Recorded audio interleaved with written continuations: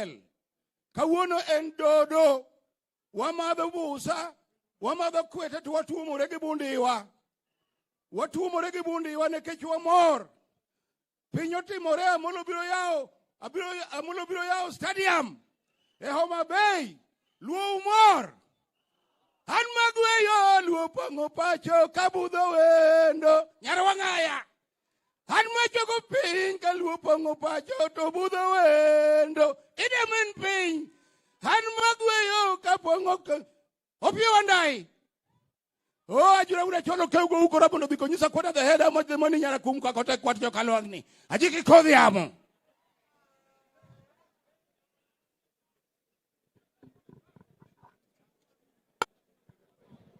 Kamana ajiki Charles nikanye Charles los nyaka rowere te nowacho jafwambo gi keyo wachnwa ni ndalo mane en Garamogi gin gi wach ang'o e wach luoni.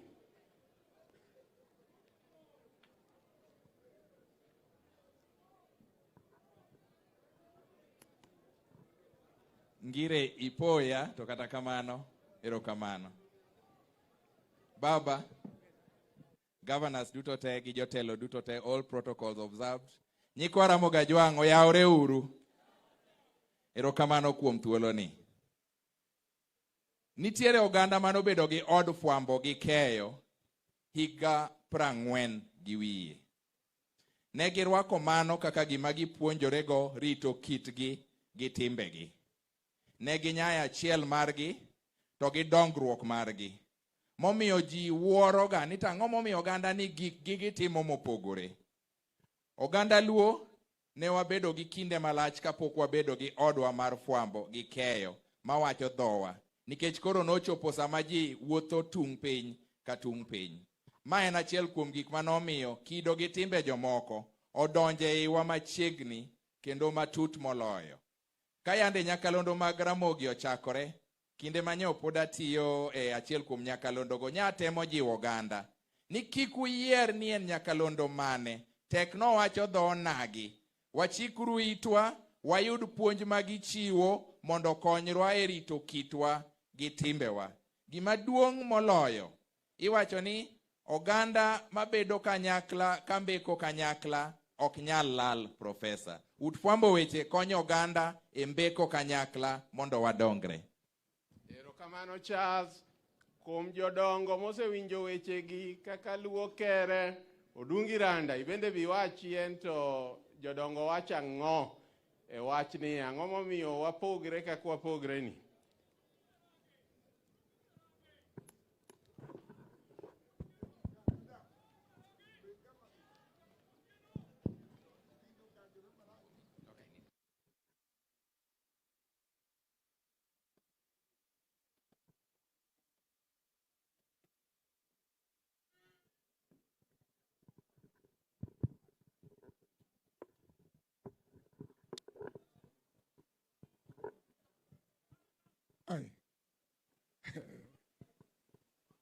Magi Luo te.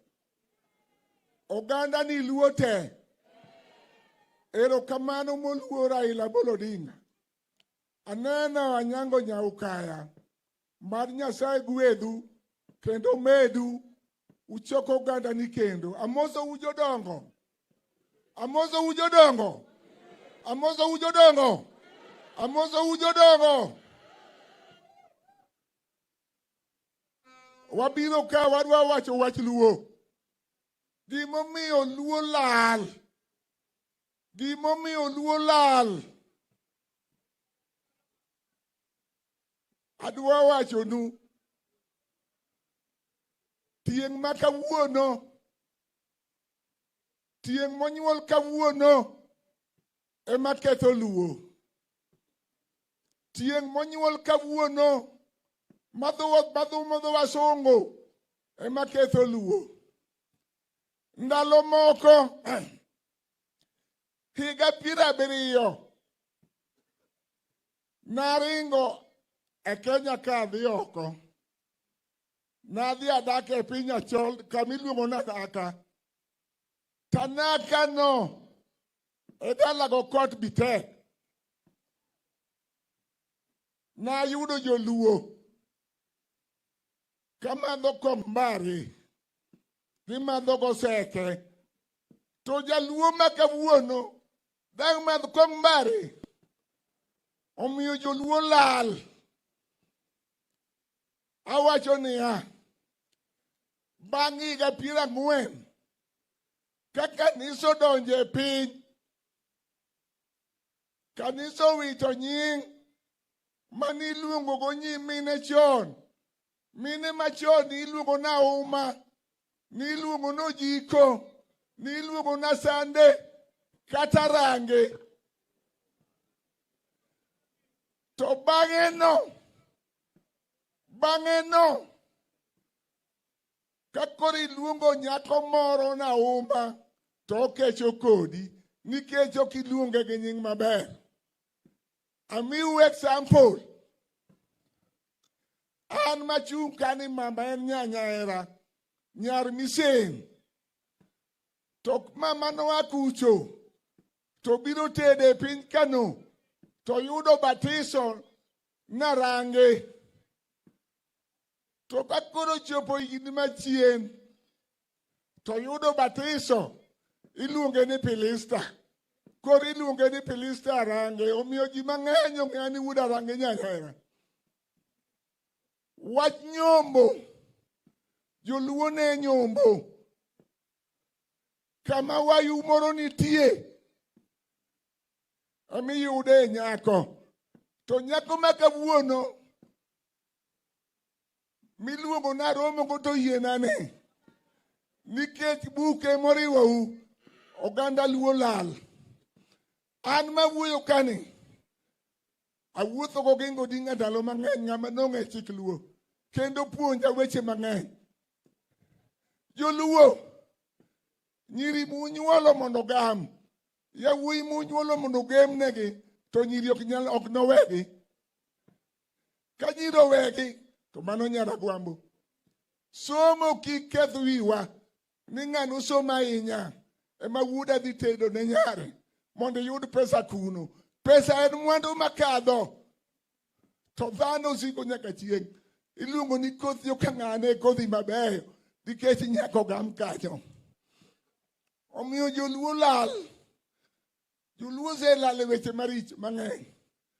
Wach mar pur giweyo kaka itimo chon. Wach mar dala. Ka in gi mon ariyo kata adek, to chieng' midhi golo pur, ting'e kumidhi ninde. Miluor mier udi gi te. Kata dala di moro mani kure, to kitieko kan, tidhi kocha. To mano tinde jaluo ok tim. Awachonu kama, jaluo ne tero chi owadgi, to kawuono joluo ok ter. Iyudo kawuono ng'ato waka, odhi tero Alego, odhi tero Maro. Mano jachielo wito oko. Omiyo joluo bang'. Joluo gino makama oduog kendo, unyale giduoge gi nyawang'aya. Nyago tero jazungu, mondo wawuo maler. Ne ok achano loso, mondo wawach weche mang'eny. Mad Nyasaye bed agodu. Adamere. Erokamano jakaranda. Koro jokamine Mary Goreti, obendo wachi en gik miwacho kuom jokamine gi. To en nang'o? To ng'isa ni dhoga okier sama wacho weche mag Kisumu. Sama wacho ng'amo mako karwa gi Mary Anyang', awacho no Willy mosiepna ni janyakach. Amin jakasiaya. Mano janyakach thurgo mieri. Dong ung'eyo mieri? Ung'eyo chiemo mane okelo ga? Machi kaka gor nokelo higa mano owang'i Mary ema gor mahia mochak gor jakanyamua nokele Mandela Cup. Maybe juogino ema ohinya matin ba wacho no jasiaya. Ng'onna osiepa janyakach. Mary Goreti. Erokamano chokruok amoso uduto nosaore uru. Wuon piny kendo nyathi piny, min piny, owetena gi unana duto amoso uno saore uru kendo. An an miyo, amor bedo miyo, nikech ka onge miyo, onge piny. To litna ni kanyocha natimo nonro e dala mar Migori, gimomiyo sani koro ich wuok mang'eny. Ich wuok, to naparo ni mine ok gol iyegi. To na winjo matek ni mine magolo iyegi nikech yore mag chike manosebedo, mosebayo modhi tenge. Gima timore jothurwa, ka nyo piny olokore ni dhano dhi tich kapango, giwe mine dala. Kendo ka gidagi mine kapango, tiwacho ni kosegoni dala, dirit dala. Koro sami dirito dala ni endi, onge gik kirito dala. Koro miyo mine magamo iye e bath chiel to golo. Sani anyiso governors wa mathurwa, joma mine kidhi osiptal, opong'o osiptende wa nikech yore mag nyuol. Iyegi owuok mang'eny, iyegi okethore, iyegi ok ber. Ndalogo penaro nyathi moro ma higa 8 mane dhi 9 mane osegol iye nikech ogolo iye oluor ni jonyuol ne biro dhawone. Koro akwa jodongwa mondo ulok wach mar miyo ni ji kadhi ka pango to pogore. Pogruok no kelo lal mathoth. Pogruok no miyo nyithindwa koro tinde lal. Koro nyaka jodongo uneni ni kata ka ogona dala kapod atin, to uneni to wadak nang'o gi jaduong' mondo kik tem mang'eny kik bedie. Kanya dhi dala mar Rome e dwe mokalo, dwe mar 5, Papa onyisowa ni ng'ama miyo e ng'ama ngima piny kar ka monego mi luor. To sani kanja winjo mang'eny ka timore e dalawa kar ka mine igo agoya kabul, iyo kayo ka kabul. To kana timo nonro, nayudo ni dhako ne ok go. Dhako ne nitik mane go godo dhako. Matindu seweyo kuti godo. Utiyo go mana oko, ok e dala.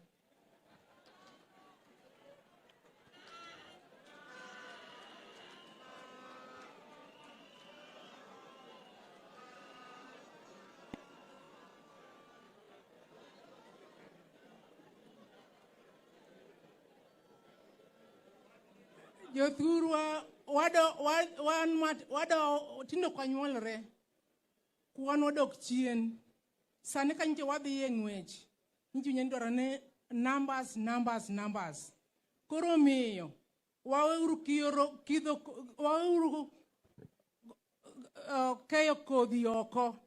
Wanyuoluru ka, kata koro wadhi e lweny, otero yuodwa e lweny, to wasenyuolore. Jodongwa losuru weche, miechwa bam, nyithindwa keyo kodhi oko. Wan joluo ni kimo gi jo-Yahudi. Ja-Yahudi ok ne kir kodhi oko.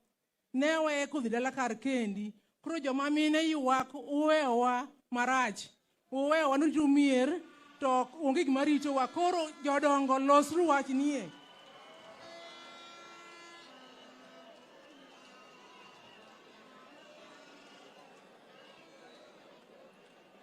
Mogik.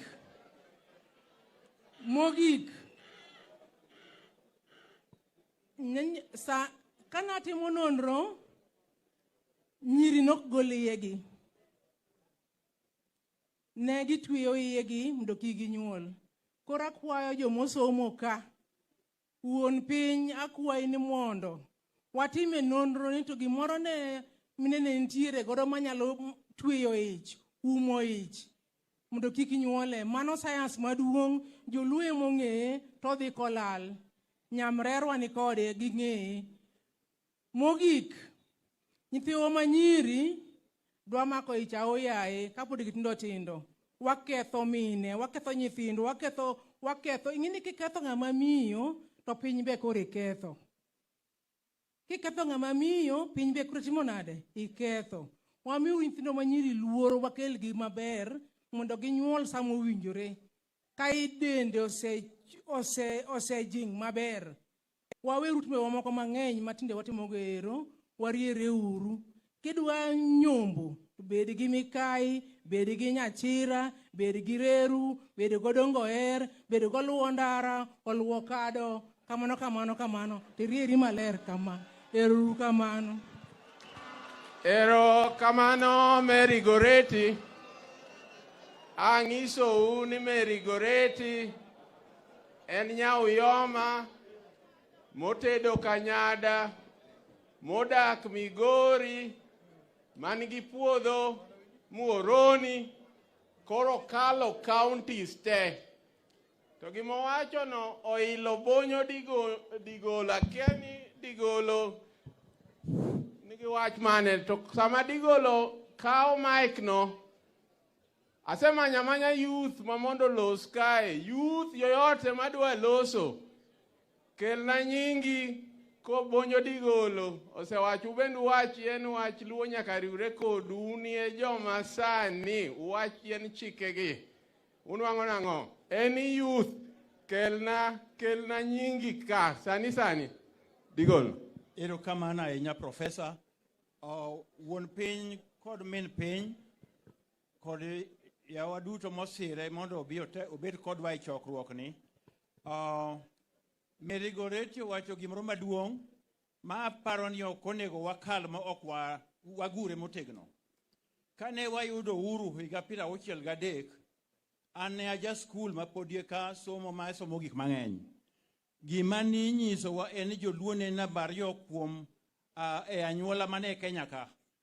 King'iyo ogendni mane Kenya ka, joluo ne namba 2 e population. Sani kineno gik mendiko tiwacho ni joluo sani wan en namba 5. Jodongo du nyiswa kama ne wabaye nyong. Ere kaka ne wa ai namba 2 bukro wan namba 5 koso thirwa.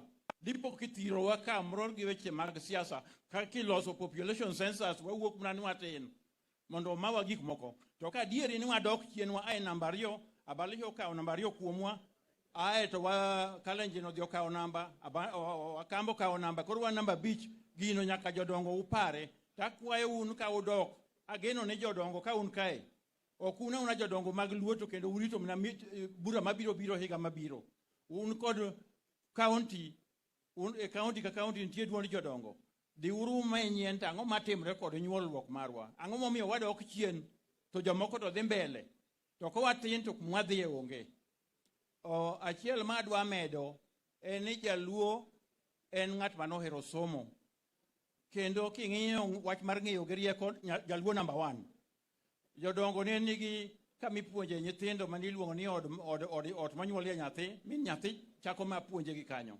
Aeto nyathi manyako dhi e Sivinde ipuonje kuro, nyathi ma wuoyi to ne dhi Simba e Simba mani ipuonje nyako chop kinyise kaka obiro dak e aganyuola.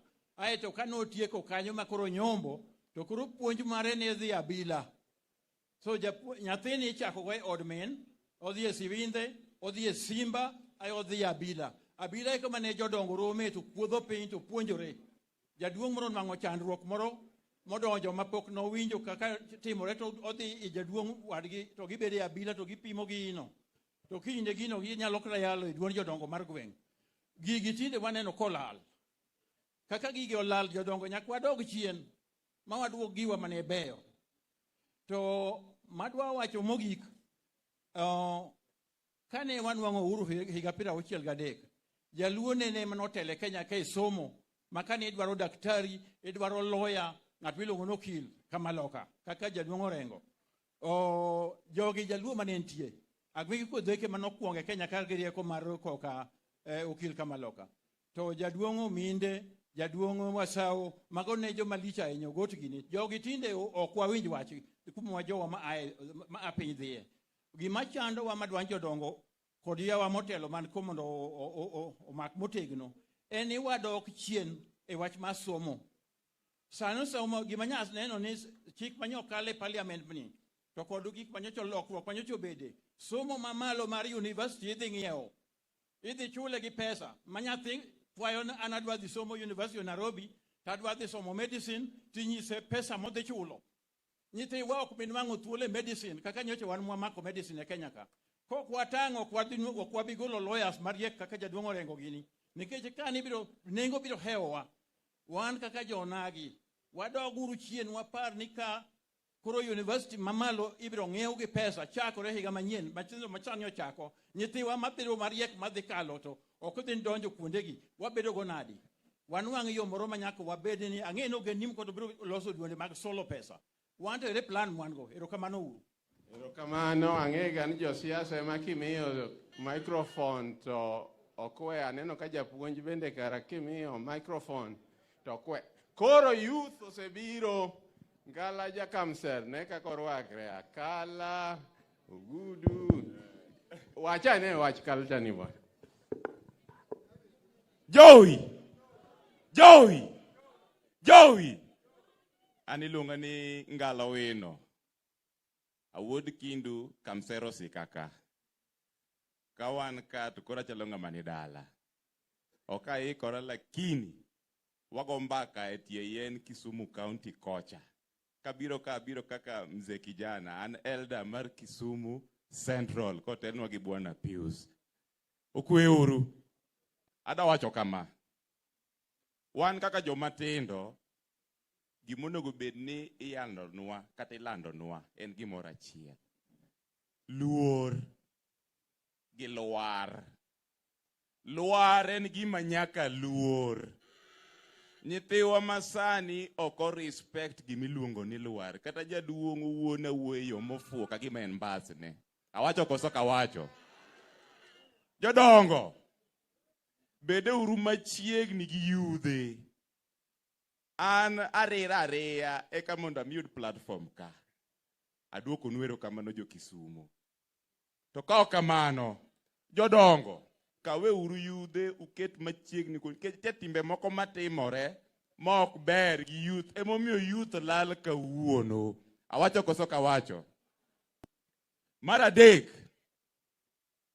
gima hinyo youth en gimiluongo ni drug abuse gik ma youth masani odonje mamero ji gieki miyo itimo tim maundu makata moko kochak wach kae to ket gadiera omiyo wach mar drug abuse jodongo awinjo ka jaduong' owacho kae gik mane jodongo madho chon kwete busa mtie moko masani odonjo mamero ji makata koro wiyok ti to machon ni madhe kendo di madhe gi sane marwa mimadho pile ka pile ni ema kelo anjao omiyo watemuru kaka nyalre mondo wabed gi generation manyalo inherit the tradition and culture of the Luo to katieko wan Luo wan gimoro achiel awuod karachuonyo ka sakwa bondo kania okanyabero ni jakarachuonyo mayanyo josakwa okanyabero jasakwa okanyadwaro jasakwa mayanyo jo karachuonyo omiyo nitie kaka skemoko wacho ni okoko kikre gi ng'ang'a odiochieng' ma kawuono ni en odiochieng' maduong' ng'ama temo ni mondo pogwano onyiswa kumembe obage rumo maromo kamae mondo be koro wanene awacho koso kawacho ma oganda Luo omiyo kik ng'ata tem ni pogo jaluo e diere haleluya erokamano ngala youth gi koro baga 100 kendo maka jos piyo Jokanyanam Jokanyanam odwa en ot achiel. Jokanyanam odwa en ot achiel. Eruru kamano. Kwa kale loga imarwa mawuon piny Raila Odinga. To gi jodongwa duto mag Luo manitiere kaka wuono. An nyinga iluonga ni Fred Makajos. Fred Obilo Makajos. Maya West karachuonyo kocha. Ei Kanjira. Tatelo ne organization moro miluongo ni Luo Youth Caucus. To Luo Youth Caucus ka ne wachake mondo ne watim godo mentorship program ne jowa matindo. Mamoko ni mbalariany, to motieko mbalariany, to gimoko bende mosebedo oko kuom ndalo mathoth. To mentorship ni nyal mana time ka jowa mani nyimwa, jodongwa to gi political leaders bende omako lwet nyithindo ka itisiemo negi yo e gigo magitimo makare.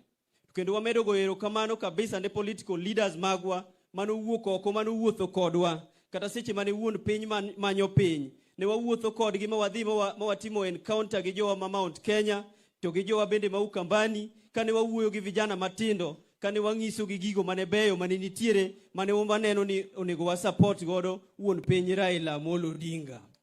Mane giwuok duto tema gigo notimore makare. To political leaders wago gi jodongwa mane wantiere kendo wawuotho machiegni kabisa gi ker marwa mokalo, ker marwa mosenindo Willis Otondi, to gi jotendwa moko ka patronage under engineer Kerio Rege, Professor Adam Solo, Elijah Geni, to gi joma moko kaka Martin Adipo gini bende. Koro wande wakwa kama ni jo matindo te wan nyaka wamngi kaka wamakore gi jodongo, nikech lweny ok nyal go gi ng'ata achiel.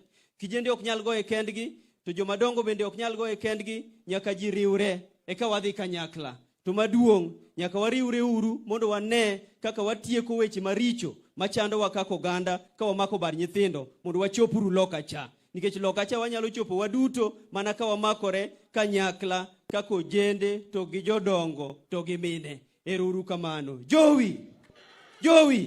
Ero uru kamano. Bishop Beo wacho no luong nyingi Bishop Dr. Ndiek Bipio, then Speaker Hannington Speaker Gaya, ikri for MCAs very quickly, Saoma Wawang. Bishop Dr. Ndiek.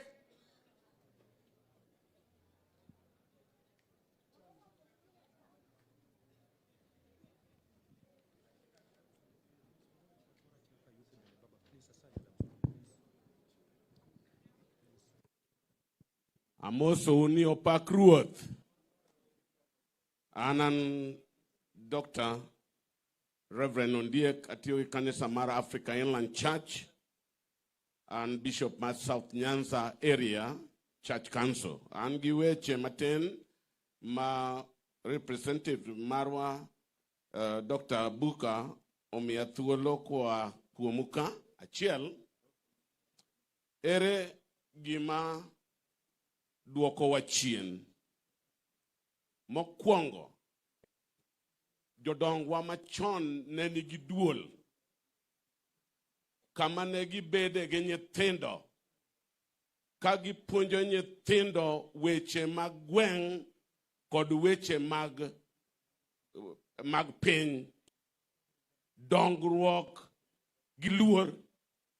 Wach mar duol norumo nikech ji ogero udi madongo dongo budhe sitting room. Wadoguru wanonuru wachno mondo wadoge duol gi nyithindewa, mondo wapuonjgi luoro Nyasaye kendo luoro jodongo kendo luoro piny. Mano e dongruok mokwongo manyaka wadogie kaka joluo. Mar ariyo, chandruok mawango omiyo chuo owe monde gi dala, odhi e taonde te. Kadi chuo nyalo bedo oko higa achiel, to we dhako dala, dhako ni chandore ka, onge ng'ama mule, dhako ni biok dwar mondo nyuol, to konyuol, to nyuol mana gi joma bayo e kor gweng'. Wadoguru mondo wapuonj nyithindewa ni kata ka giyudo tich, kata gimanyo tich, to dwe achiel moro pusto duog dala. Dwe mar ariyo chako pusto duog dala. Omule dhako ni.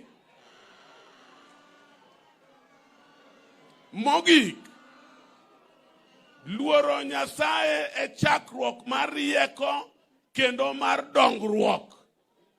Wan kaka joluo waseyudo gimoro ka gima duoko wachien kaka joyalo. Pile, wan mwalemo nyithindwa gi ka gidhi timo penj, obed penj mar primary, obed penj mar university, ka koro gisedhi magiyudo tije madongo, nyithindewa mathoth oringo we Nyasaye, gituomo mana kuong e kor gweng', ka gibiro dala, to gikelo nyaka kuong e mier manolamnegi, ni gin giwendgi madongo. Waluoruru Nyasaye eka dongruok wabiro medore. Mogik awacho kama, Muma wacho nwani ya Samuel ni eka lweny nobedo malich e kind Saulo gi Daudi. Lweny nodhi aming'a, to dala mar Daudi ne medo mana dongore, to dala mar Saulo ne medo mana dok chien. Kama lweny nitie, dok chien ema nitie. Obed gweng', obed dala, obed piny. Akwayo kama wajoluo mondo wadongre, wabed joka ng'ata chiel. Obed ja Siaya, obed ja Kisumo, obed ja Homa Bay, obed ja Migori, wariure uru kik wabed gi lweny mondo mi wadog chien. Uru kamano. Erokamano. Koro wadonjo winjo ka wacho nitie jo injili ne wapogre, nitie mine ne wapogre, nitie yudhe ne wapogre, nitie jo somo ne wapogre, jo siasa bende koron ka. Koro wachako donjo e okang' mar siasa, to abro miyo Speaker County Assembly mar the home county guy. Thank you, Professor. To Your Excellency, the President of the Republic of Kenya, Raila Odinga, Your Excellencies, the Governor Gladys Atieno Nyasuna Wanga, Governor James Agri Orengo, Governor Ochilo Ayako Mbogo, Min Ping, the Deputy Governors, the Senators present, the Members of Parliament present, the Honorable Speakers of the County Assemblies Magluo, Members of the County Assemblies, Jodongo, Wasomi Wate, Joluo, Jokanyana Mamosu Nyasaye Ber, Sechete, Your Excellency, I know me a teach Martin Kabesa. On behalf of the leaders of my county assemblies, I'd like opportunity to introduce the speakers Magwaka, but I apology mar the chairman Marwa, speaker engineer Oraro Makisumu, Age Kalo budget Margika Wuono, so our Kwatulone Ibe digitic budget no, tomorrow they'll join us here. Yadimo ka apology Majo Kisumu County. One ka, Your Excellency, one speaker Mami Gori, Charles Owino Leko, Owino Wuda Court, Fuaneji. Fuafuaya. Mano speaker Mami Gori, Charles Owino. Anka, speaker George Okode, Masiaya. George, where are you? Anka, speaker Nairobi. Speaker Ngondi Jao Mabeika, the next speaker was the city county Nairobi. Ani Lungani speaker Julius Odhiambogaya, just Sudan, and then speaker Mo Mabeika. Adaka Otwoli Makende, Monda introduce the members of the county assemblies. Achakoki County Assembly Mabe led by majority leader, members of the county assembly, Chumuchunga. Your Excellency, one full house. Homa Bay County ka one full house. Your Excellency, gini kai mo one get 3 members of parliament. Mo year ichwech mamene. Kendo one governor mo chwech mamiyo. To one third gender rule be wa actualize kanyo malich. Joma Bay bedu pen. Members of county assembly Mami Gori, led by the majority. Yomigori full house. Kenutingo joma tek kanyo malis. Erukamano, eno dande kanyo. Members of the county assembly Masiaya. They are missing in the house. Makamu on behalf of county assembly Masiaya ni kanyo. Erukaman angeyo ni, Your Excellency, agikalo, today is the last day mar June. Get him a budget, Maggie. Kejnegi publish. Adui. Adui Nyang. Mano whip majority parties in the ODM County Assembly Kisumu. Adui Nyang, MCM Market Ward. Adui Fuane Kendo. On behalf of the County Assembly Makisumu, Adui Nekanyo. Your Excellency, one kaka leaders ma local ka ma benefit direct beneficiaries ma devolution mani kelo. On behalf of these leaders te, wa wacho ni one kaka members of county assembly, give me wacho noa. That is law to us. Give me wacho ne kech, that is law to us kech idwani mondo joluo oriwre ka oganda chiel. Ngama paro ni oken jaluo maloi. Karen jaluo maloi. Wan wakia. One as members of the county assemblies, Manyansa ka, Makisumu, Masiaya, Mamigori, Omabei, will follow your word to the latter. Otherwise, Erukamani Asebet Kodu. Adako Tulni Makende, Monda, I invite the member of parliament Maka, Wakili Jojo Pondo Kaluma. Mondo Kau, Guinea to the next level. Thank you.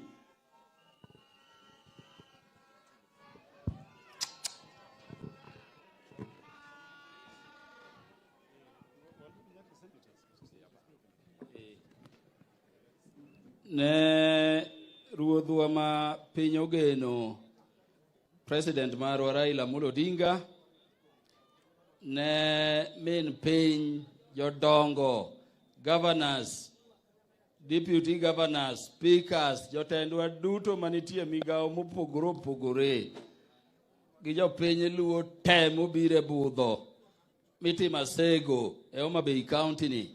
Amoso uni Nyasaye ber. Seche te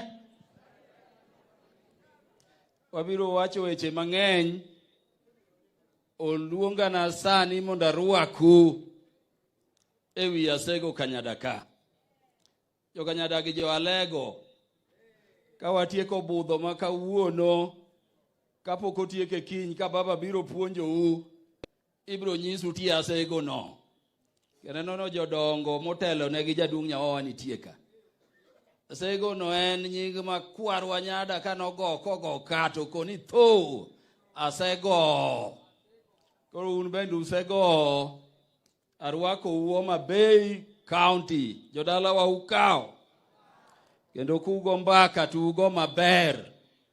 Enani kugo mbaka tu upar ni min piny nika. Dogeno min piny no mara. Koro weche moko muwacho ni wameti ka. Kanyachira ka uwache marep. Nyar min piny manyalego mantie gocha kecha inyok nyayiena meto. Edo kata mag mulruok ka bendu fuayo. Bata adwa gon wero kamano kuom ne yango ni buthwa mokwongo e seasoni ukelo Homabay. Nikeche mae piny luo ka mokwongo yango ni ng'ama mama be nyatelo. Kendo adwa kone baba ni wan gi gavana motegno ahinya.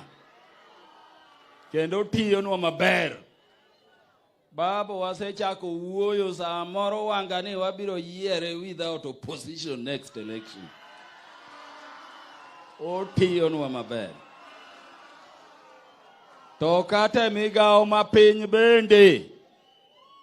Wane county e piny luo kaka jo Homabay.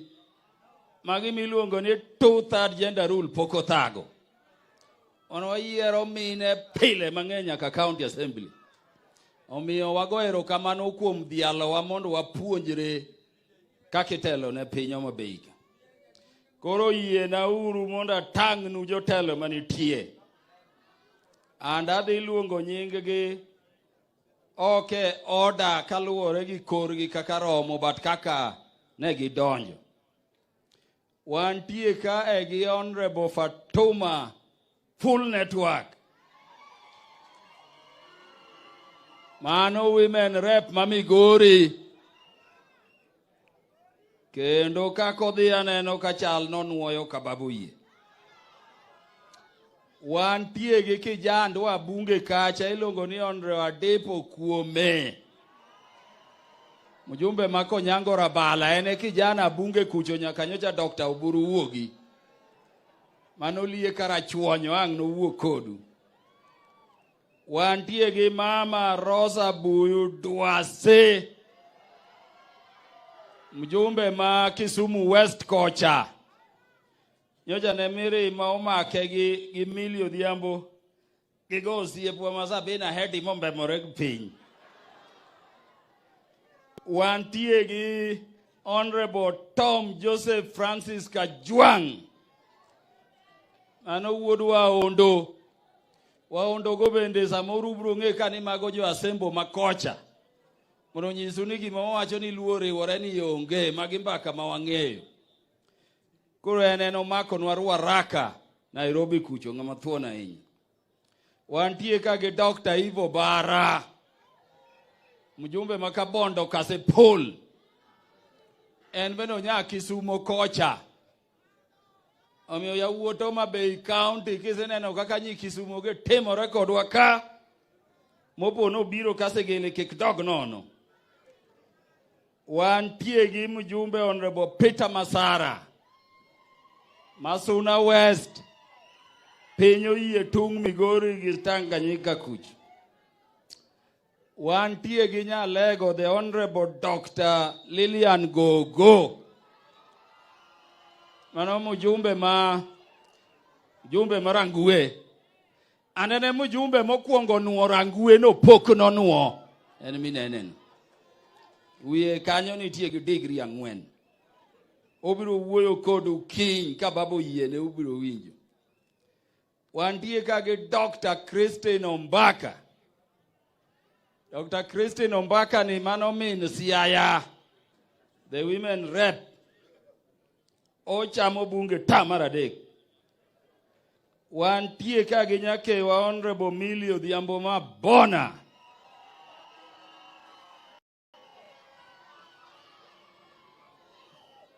Ocha ne wiyo wil juogi mane thage ka ne juo kanyada ka. Ogosa bina hedi ma lacho wuke kom.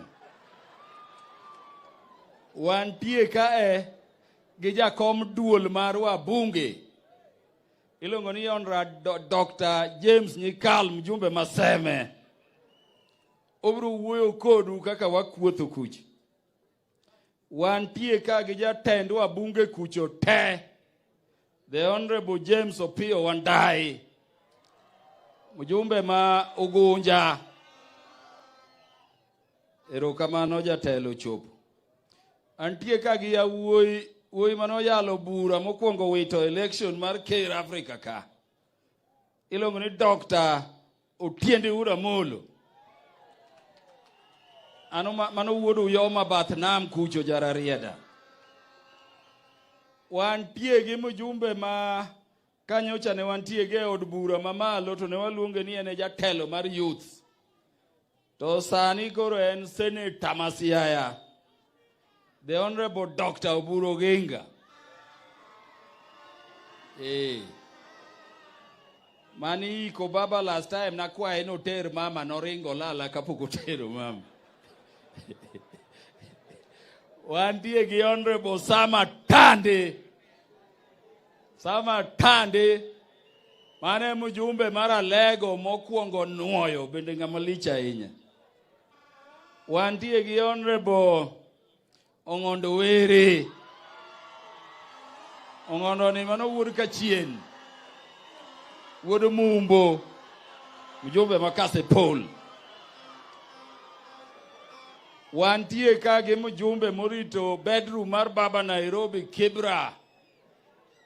Honorable Rero nigi kanyo Rere cho. Ne motelo ne jowa kocha. Kaso wantie gi nyar dalaka mjumbe mamiyo ma Homa Bay County ilongo ni Dr. Bensuda Joyce Osogo.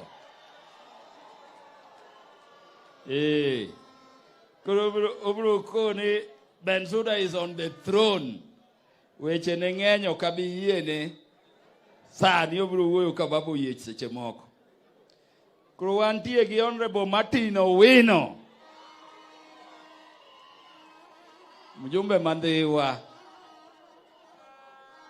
Wantie gi Dr. Oron, mjumbe ma Kisumu Chuny Town, Kisumu. Wantie ka gi mjumbe Winnie Odinga,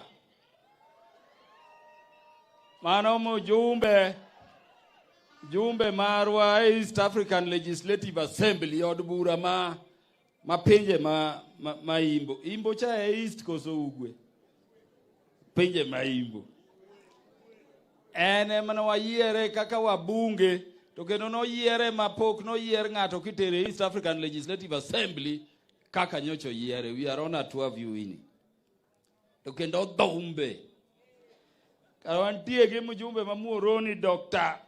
Onyango Koyo. Dr. Nami nikech osebudhe bunge kabisa. Enmane ntie kanyo. Wantie kage mjumbe Aduma Wuor. Manyakach Kogero tung koch. Arwaki Aduma. Ande wantie gi mjumbe wa iluongo ni Honorable John Mbadi.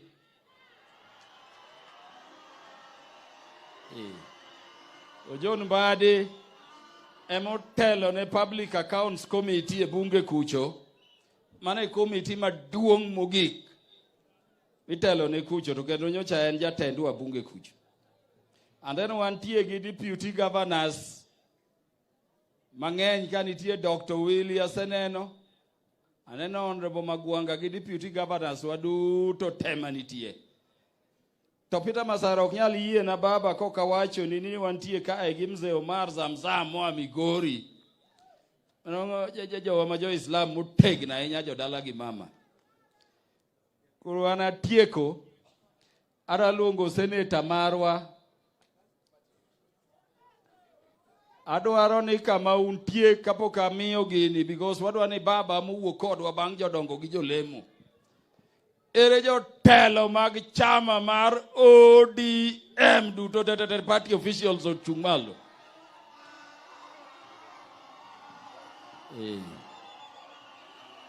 Ero uru kamano watambua u. Oh. Yes, kare dibeda beda. Koro wantie gi seneta marwa ka. Moses ora juang ni wuoi mawacho dholuo to dhum bendo dhum.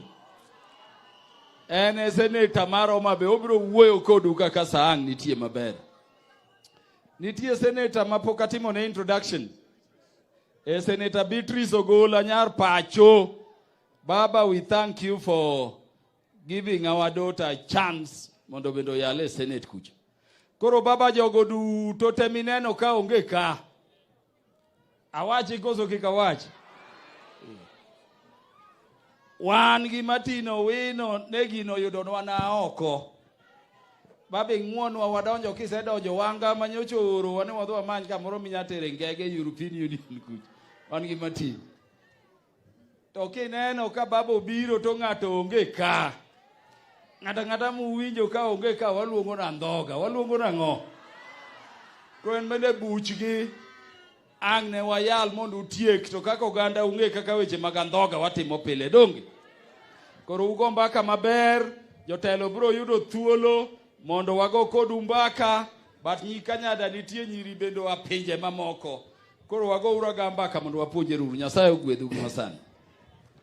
Ero kamano mjumbe mheshimiwa wakili Peter Opondo Kaluma dakwa pamne. Pame lweti kama intie, pamane jaduong' pam lweti.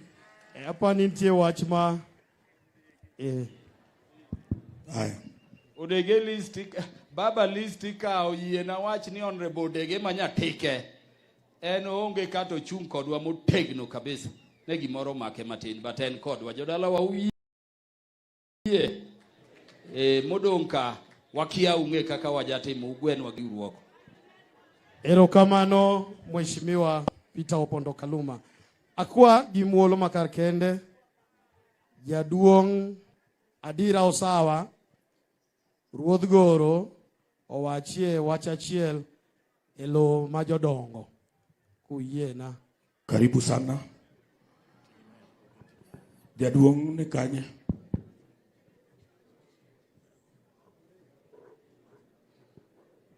Jaduong' ero biro.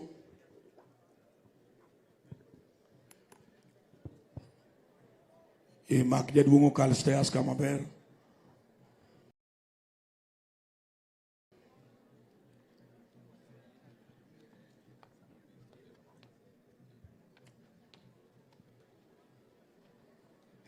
Karibu sana jaduong'. Sama jaduong' ikore kuyiena jodongo te moya Siaya kuyiena uchung'e malo mondo ufwane chokruokni.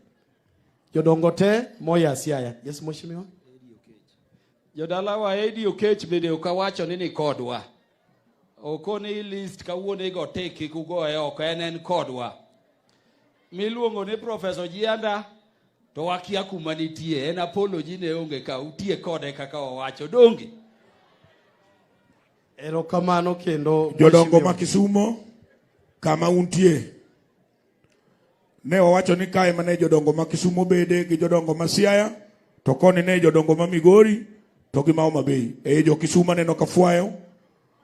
Erukamana ahinya. Jodongo moko ni koni jaduong' fwa neno we TV. Fwa keto kamera ng'iyo.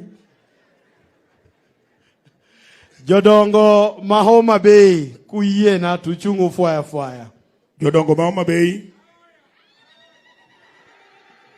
Kamano jodongo ma Homa Bay.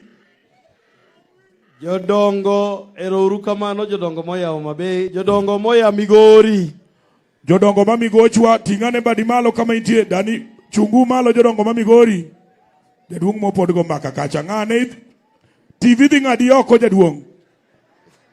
Erokamano ahinya jodongo ma Migori. Erokamano aneno bende Paramount Chief Ogola Nyakomita moya Kabondo.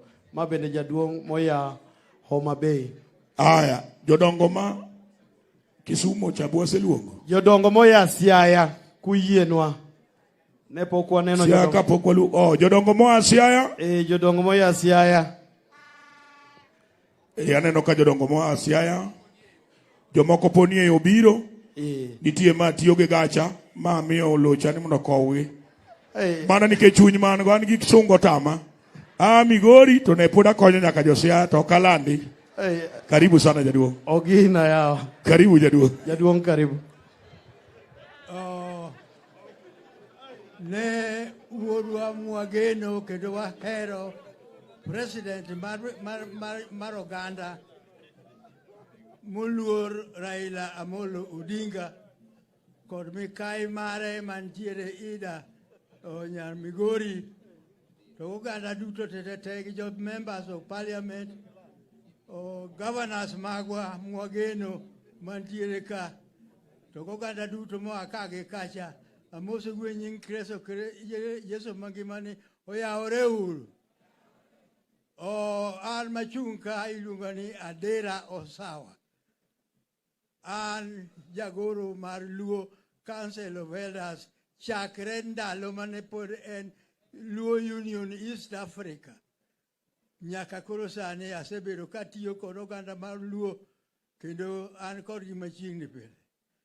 Sama kama mwakoro wabiro kama atimo erokamano maduong' ahinya ne migosi moluor kendo mogen Raila Amolo Odinga kanyocha ne wabedo Kisumo Grace Onyango Social Hall mwachano kaka bura makama biro bedo nyime kendo biro bedo magini kamano. Dwaro mondo bura makama otimre en gimoro achiel maduong' manyaka duto kwadhi mwadok miechwa kama nade to nyaka wapar ni mato wabiro timo no. En riwruok kanyakla achiel ma onge gimoro mabedo e kindwa kod. Wariwore socially Luo Council of Elders. Wariwore politically ka wan kod Raila okawach ni wan tok Raila Amolo Odinga. Oyo ng'ama ni toki kia no wacho. Wawacho ni wan kod kanyakla kod Raila Amolo Odinga mondo waketo oganda mar Luo obed kanyakla. Anyalo wacho ni gima duong' manyaka wamany en bedo kanyakla. Bedo kanyakla omiyo oganda moko matin mane Great Britain miluongo ni Anglo-Saxons. Gin oganda manok to ne gibedo kod riwruok achiel motegno. Riwruok achiel margi noero nomiyo giwuotho ka gipakore ka giwacho ni the sun never sets in the British Empire. Tiende kane en odiochieng'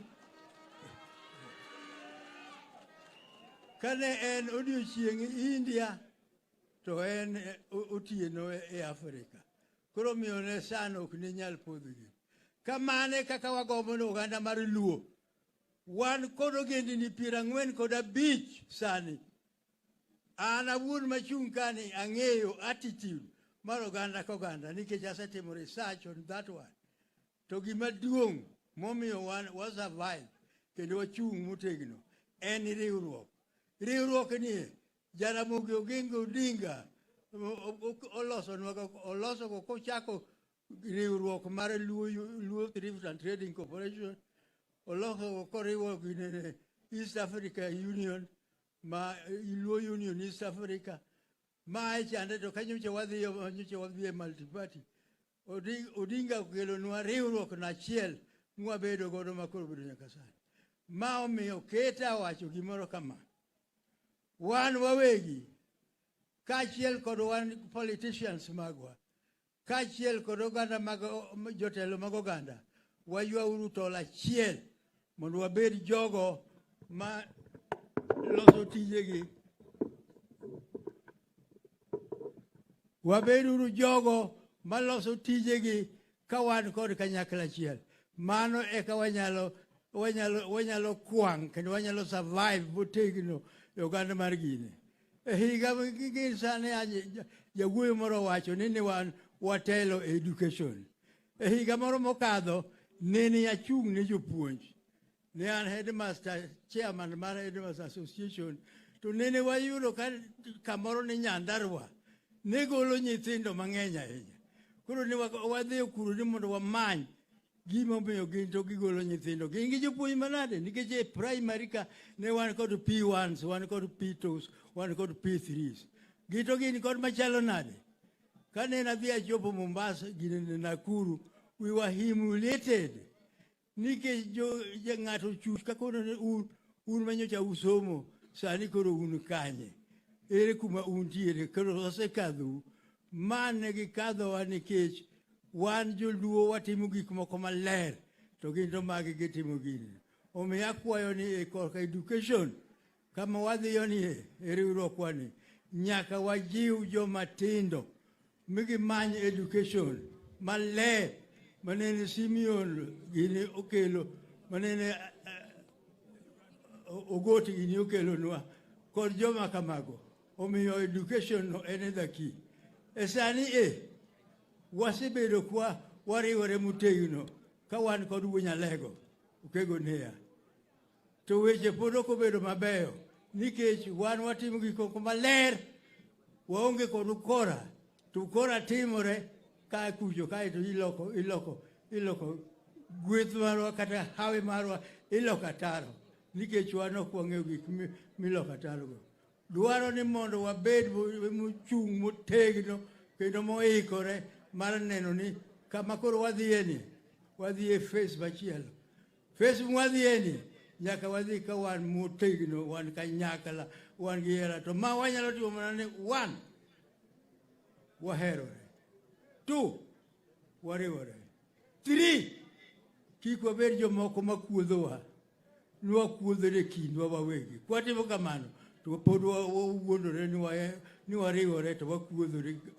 Kiwuok kama to idhi kuodho ni an ngima kama ne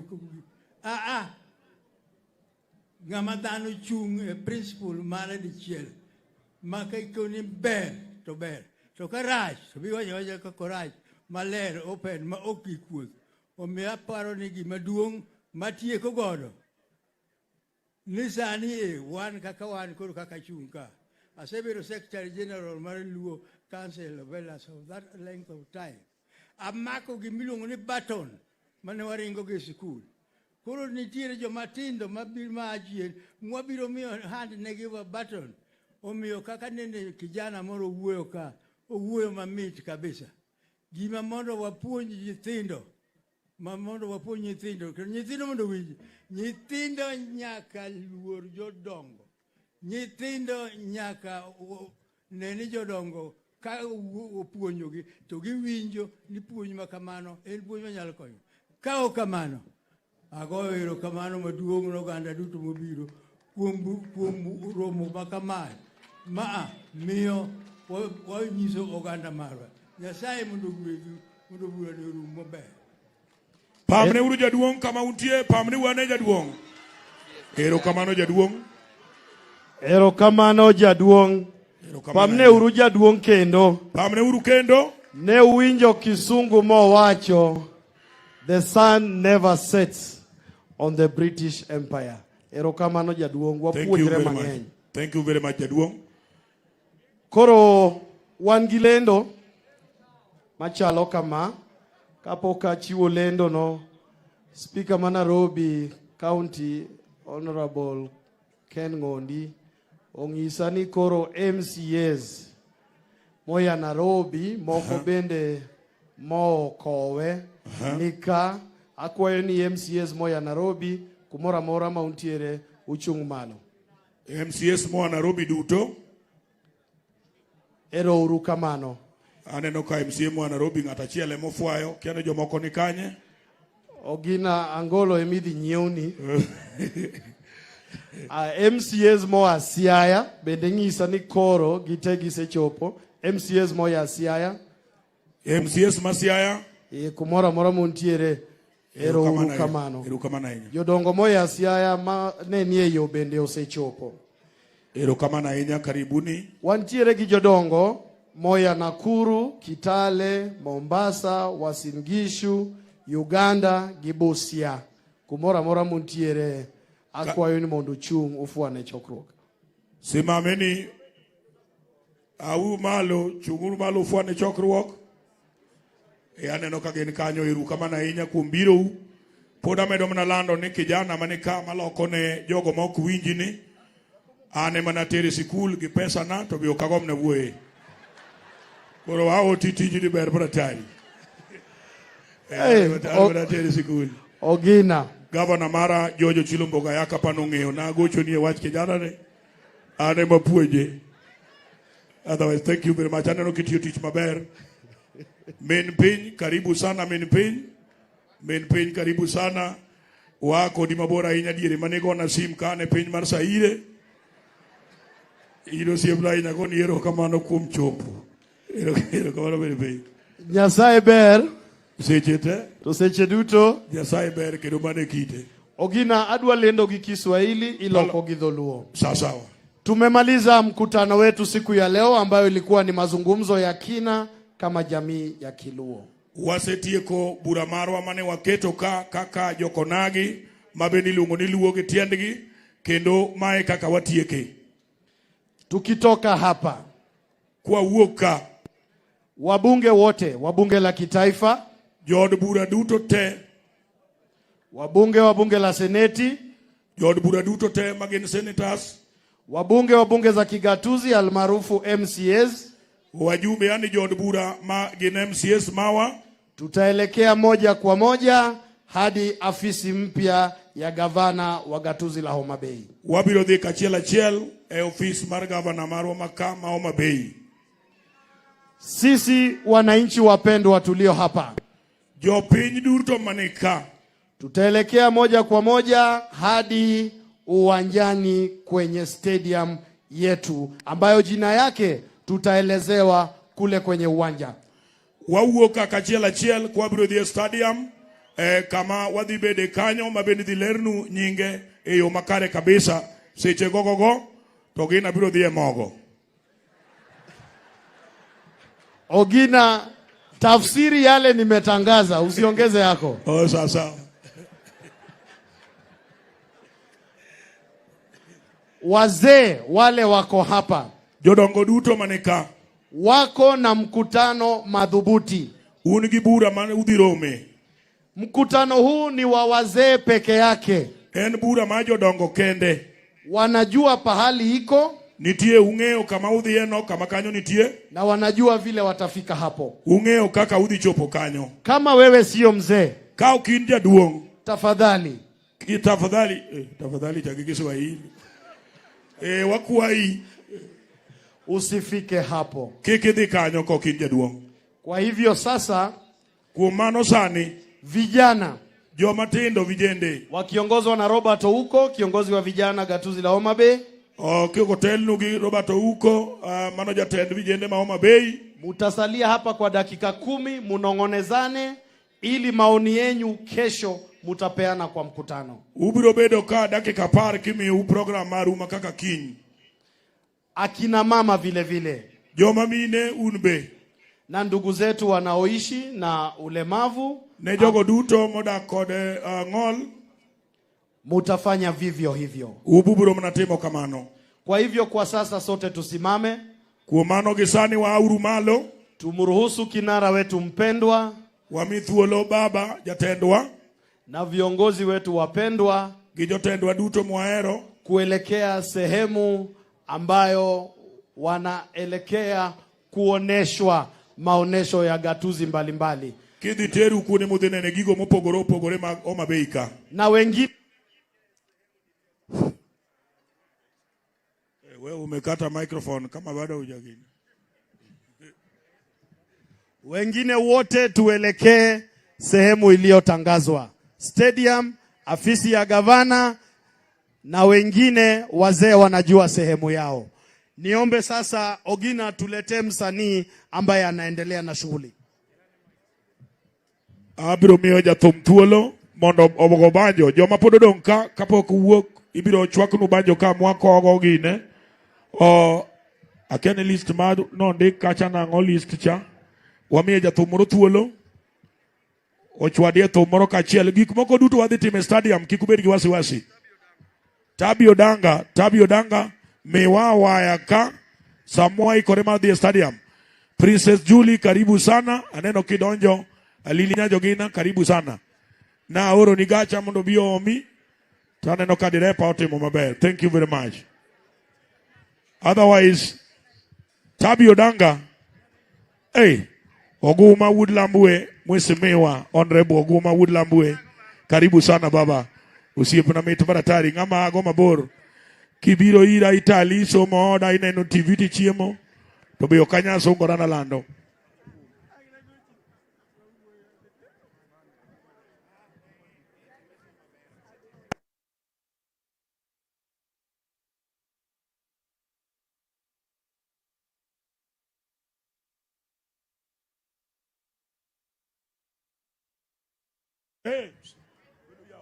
Hey, wakwane jodongo ma Migori, elders magwa ma Migori, bedwa beda piny kik wuoka. Nitie bas mikawgo ka iterou kama udhi mano wacho mudhi echa. Koro jodongo ma Migori kik wuoka, bedwa beda ka. Aneno ka jodongo ma Migori ni ka machalo lo, mit na maratari. Bas mit maratari. Wasiri amor kodi ahinya udachieng'. Tabi Odanga.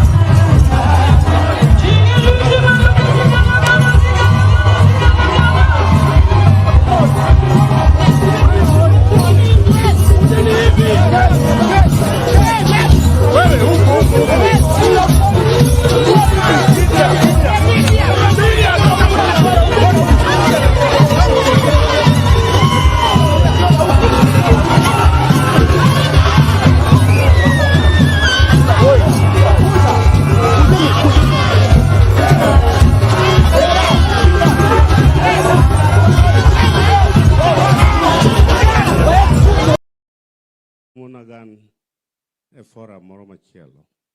To koro tichna matiyo higni 40 gi wiye en tich puonj. Omiyo pod apuonjo. Kata ka wabire puonjruok. Wan e nyasi to wan e puonjruok.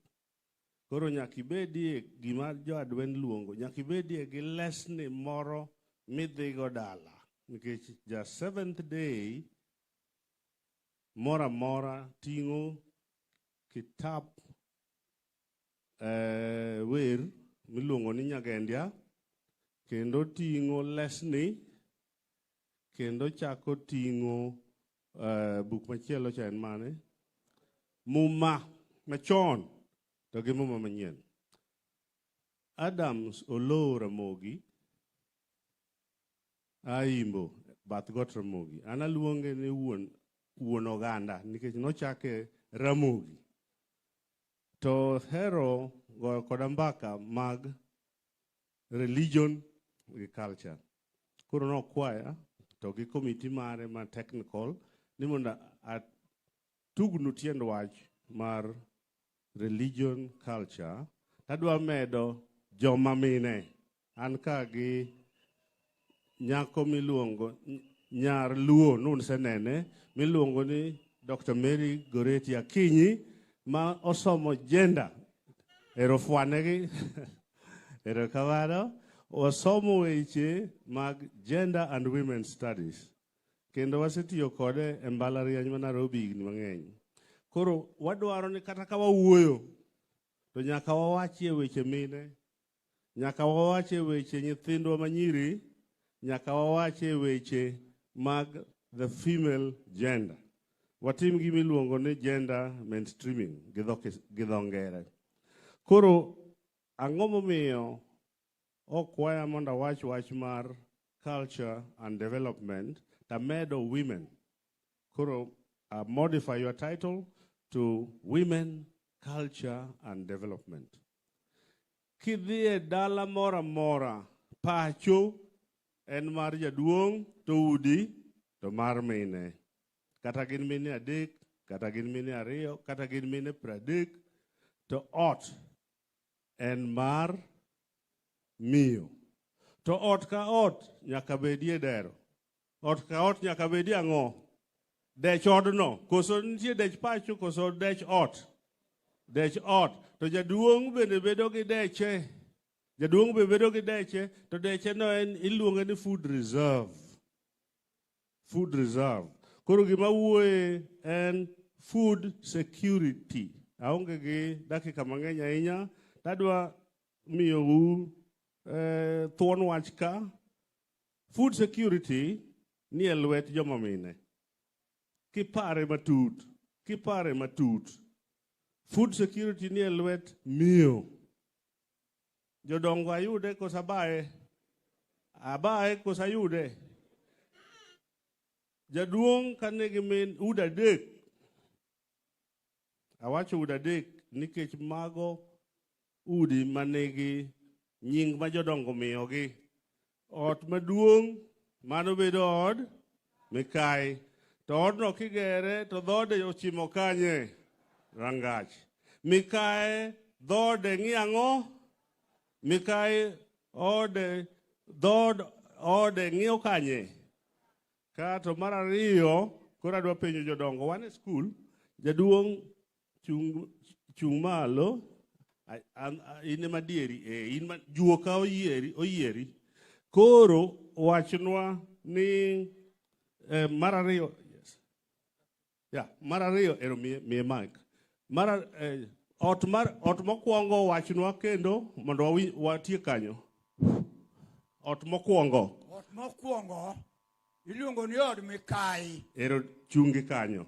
Ot mokwongo iluongo ni od mikai. Ot mar ariyo. Ot mar ariyo iluongo ni od nyachira. Od nyachira. Wachuru ni nyachira. Nyachira. Nyachira. Ot mar adek. Bende en bende mana od nyachira nikech obedo bat kora cham.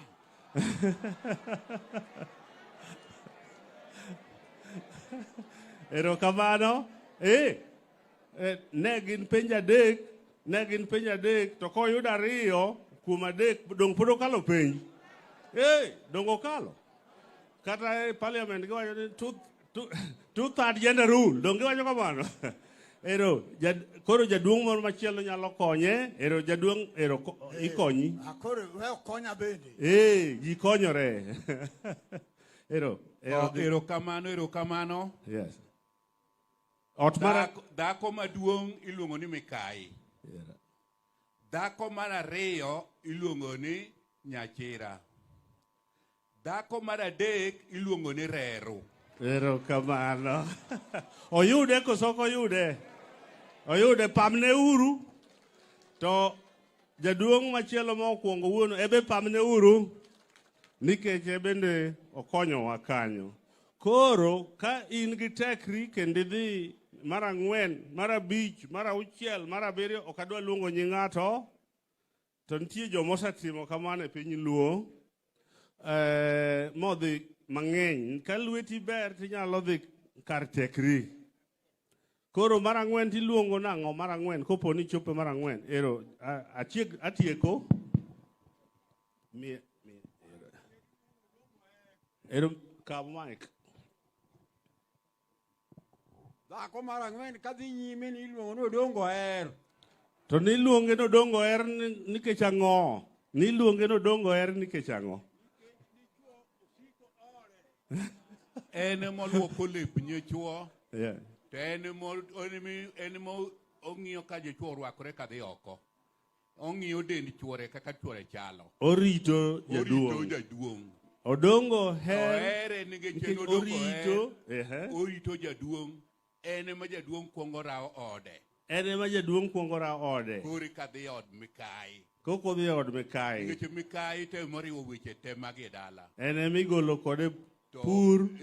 To en migolo kode pur. En migwelruok kode. Igwelruok kode. En mambo yote. Gi weche ma kamago. Nyathi dhi go dala to mana en. Erokamano. Gimoro amora to mana en. Erokamano.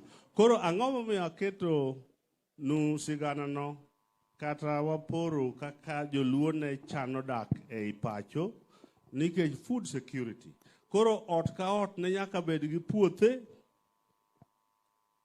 Ot ka ot ne nyaka bed gi puothe, ma puoth nyar ng'ane, ma puoth nyar kama kama, ma puoth nyar kama kama. To ot ka ot be bedo gi deche, gi dho kisungu matindi puonjowa ndalogi, kata university, ma waluongo ni mbalariany, giwacho ni food security.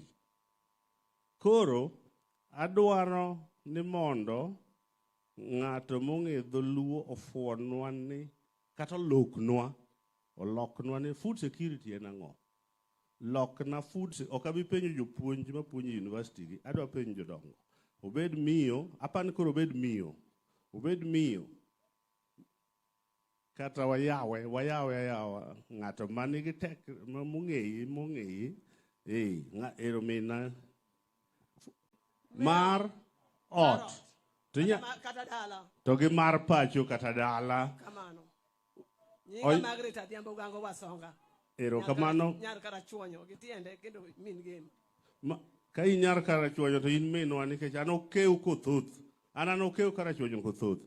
Agano dero mane timo sigwe kano. Mano nera. Kamser kogweno, msere maduong e kogweno luwe. Okabidonjo kanyo. An okeu gi Paulo Mbuya Akoko. Ker Paulo Mbuya Akoko. An nyakwar Onyango ganyo. Msere maduong, ogweno lowe.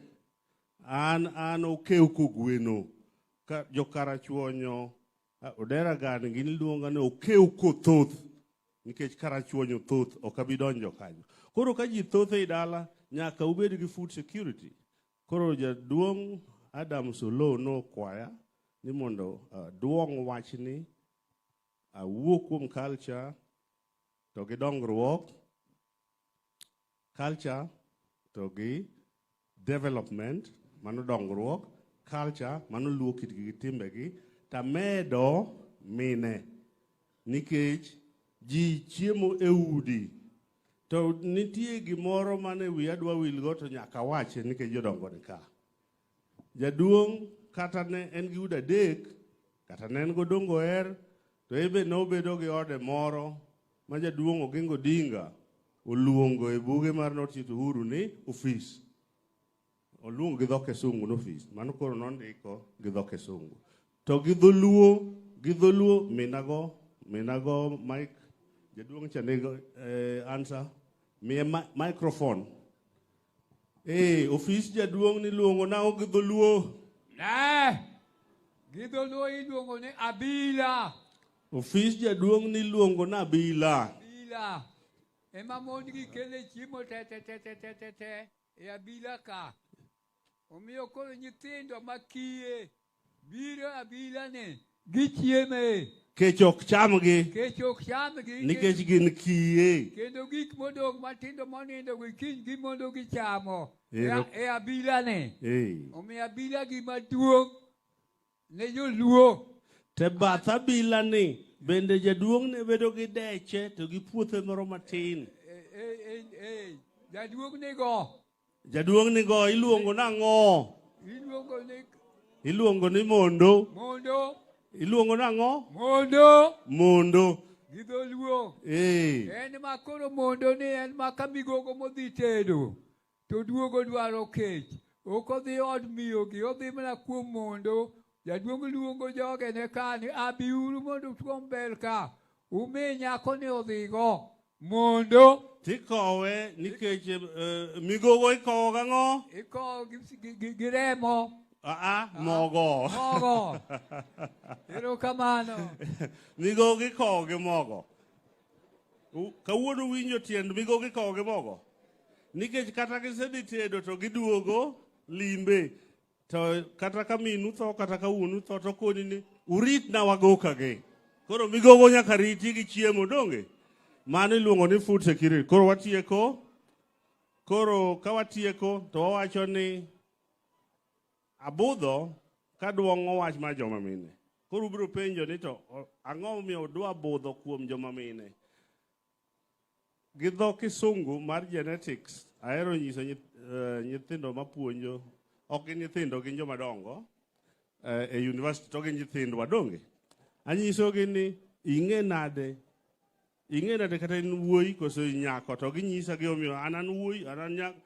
To donge mama uni kuomi to baba uni kuomi. Remb mama uni kuomi donge. Kendo remb baba uni kuomi. Tiende ni genetics iyudo half koa kuom wuoro, iyudo half koa kuom miyo. Koro ka wawacho wa gender balance. Tiende ni kikwa ng'i joma chwo ahinya gi yawuoyi ahinya, nyithindo manyiri, mine. Kendo mine nigi role maduong' e culture mar pacho. Tiende ni kitwa gi timbewa. Kendo gi dongruok to gi chiemo maluongo kawuono. Akaw mana topic achiel kende. Ni food security. Koro wabeduru gi food security. Wabeduru gi chiemo moromo e miechwa.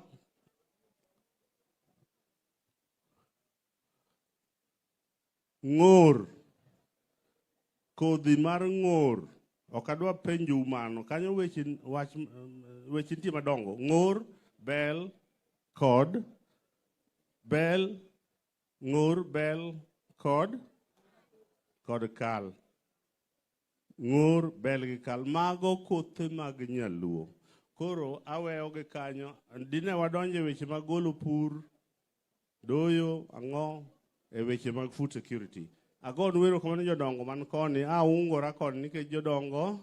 To kapok adok abet piny, ang'eyo ni Professor Adam Oloo biro duong'o wach osiepwa moa piny Sudan. To akwalo ne ng'wech. To obiro wacho mang'eny molo kanyo. To jakom biro introduce, jaduong' biro introduce, jaduong' Raila Odinga biro introduce. Ne gipuonjo kode. Koro amiyo wa tip which. Iluongo na tip which. Breaking news. Japuonj maduong' Professor Taban Loliong Wangoka. I'm telling them, sir, that you will be introduced by the Right Honorable Prime Minister Raila Odinga appropriately. But I'm just giving them breaking news. Inyalo chungu malo ifwa kama. Koro ere ofwa nu ube fwa ne uru a Sudan. Wuotho gole Sudan. Wuotho gole gore uro gore oporo go. Ere daki go na oporo no.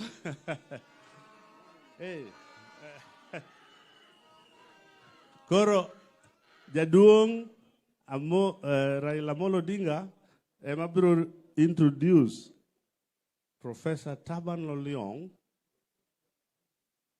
from the University of Juba and from South Sudan. Thank you.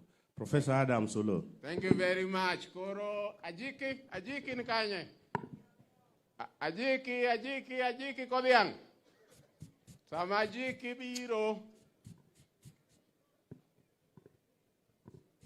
Samajiki biro jaduong Odungi randa oikre. Wach wadwa winjo jodongo bende kaka loso. Charles Odhiambo bende oikre. Wach wadwa ng'eyo ni fwambo gi keyo kuma ne ntiega kapok obedo chief of staff gi wach ang'o e wach luo. Ajik.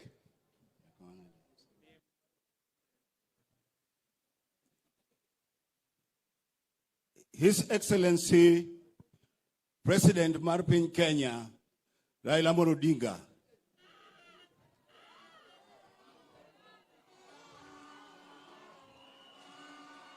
Nyawangaya, Orengo Nyatieng,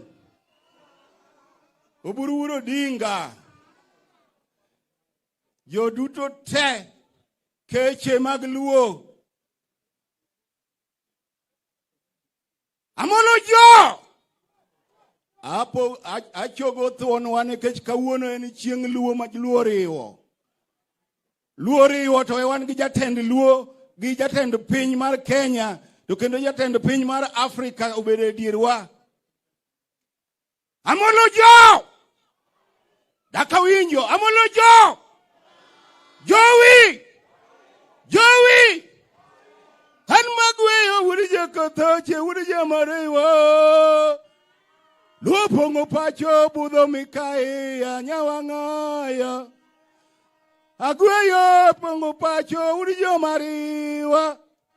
Luopongo pacho budho Mikaia nyamariwa. Ang'iyo chien.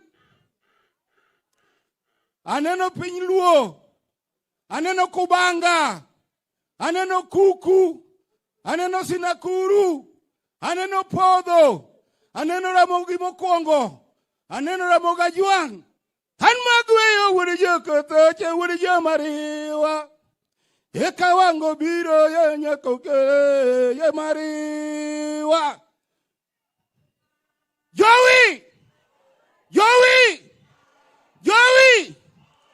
Hachogo piny luo pongo pacho korengo bedo.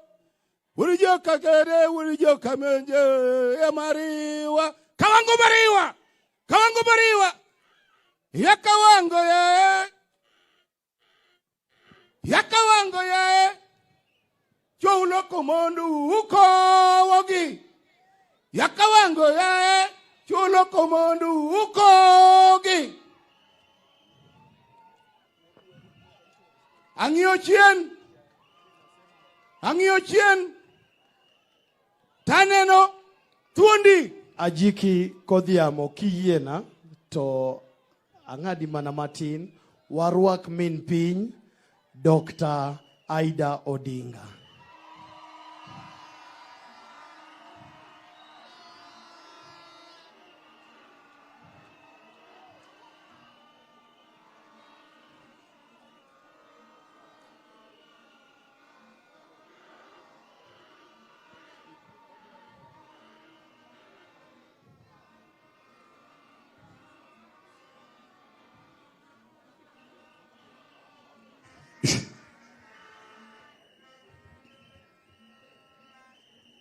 Wapi nduru ya mama Minpiny, wapi nduru?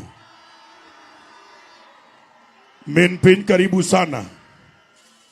Karibu sana mama, karibu sana. Amor kodu joluo kit kaka era ni edierwa ber mokalo. Karibu, Your Excellency Dr. Raila Odinga, accompanied by Honorable Winnie Odinga, who is a member of the East African Legislative Assembly and a daughter of His Excellency Engineer Dr. Raila Odinga. May we be seated. Ajiki Kodhiamo. Han magweyo luo pongo dala kabudho wendo. Han machogo kaluo pongo piny to budho wendo. Min piny amoso. Gweyo magweyo ni kawuono oken mar liel. Kawuono en dodo. Wamadho busa, wamadho kwete to watuomore gi bundiwa. Watuomore gi bundiwa nekech wamor. Piny otimore Amolo biro yawo stadium e Homa Bay. Luo umor. Han magweyo luo pongo pacho kabudho wendo. Nyar wang'aya. Han machogo piny ka luo pongo pacho to budho wendo. Ide min piny. Han magweyo ka pongo opio andai. Oh, ajura ura cholo keugo uko rapo no biko nyisa kwata the head much the money nyara kum kwa kote kwat jo kalwagni. Ajiki Kodhiamo.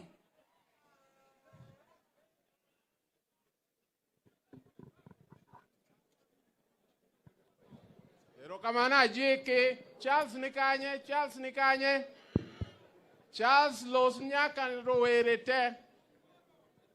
Nowacho jafwambo gi keyo wachnwa ni ndalo mane en Garamogi gin giwacho ang'o e wach luoni.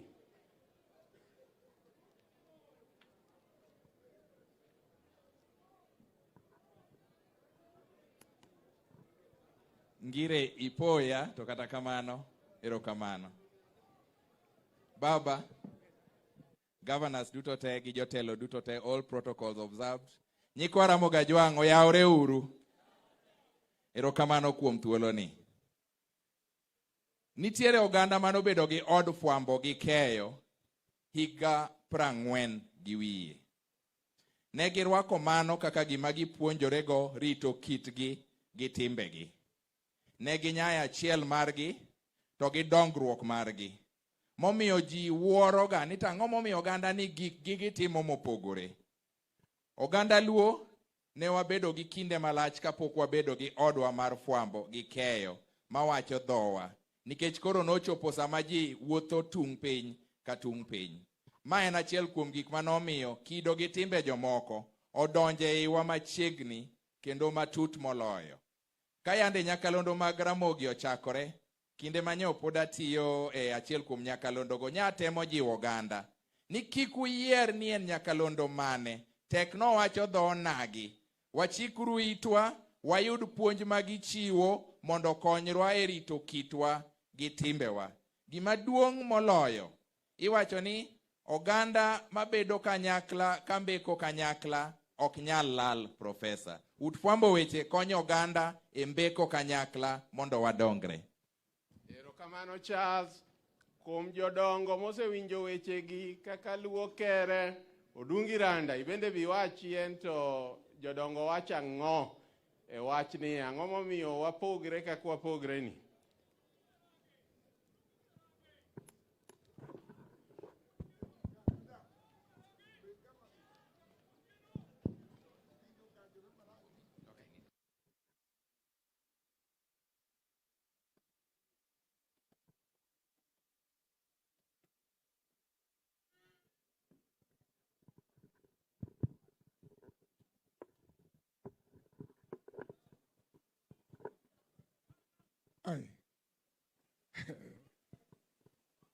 Magi Luo te. Oganda ni Luo te.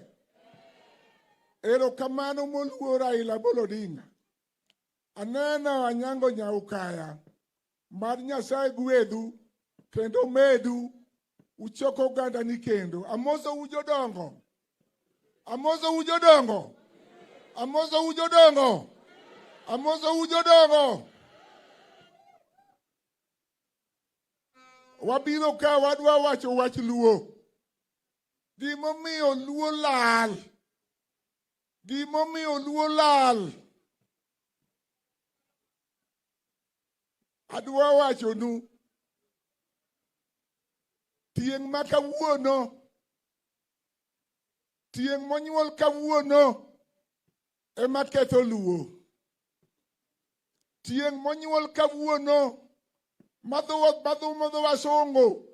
Ema ketho luo. Ndalo moko. Higa 70. Naringo e Kenya ka dhi oko. Nadhi adak e piny achol kamiluongo nadaka. Tanaka no. E dalago kot bite. Nayudo joluo. Kamadho kombari. Gimadho goseke. To jaluo makawuono. Dang madho kombari. Omiyo joluo lal. Awacho niya. Bang' higa 40. Ka kanisa odonjo e piny. Kanisa owito nying. Maniluongo go nyimine chon. Mine machon niluongo na uma. Niluongo no jiko. Niluongo na sande. Kata range. To bang'e no. Kakoro iluongo nyako moro na uma. To okecho kodi. Nikech ok iluonge gi nying maber. Amiu example. An machung' kani mama en nyanya era. Nyar miseng. To mama noa kucho. To biro tede piny Kano. To yudo batiso na range. To kakoro chopo higni machien. To yudo batiso. Iluonge ni Pilista. Koro iluonge ni Pilista range. Omiyo ji mang'eny ong'eyo ni wuod arange nyanya. Wach nyombo. Joluo ne nyombo. Kama wayu moro nitie. Amiyude nyako. To nyako makawuono. Miluongo na romo go to yienane. Nikech buke moriwou. Oganda luo lal. An mawuoyo kani. Awuotho go gi Odinga ndalo mang'eny ng'ama nong'e chik luo. Kendo puonja weche mang'eny.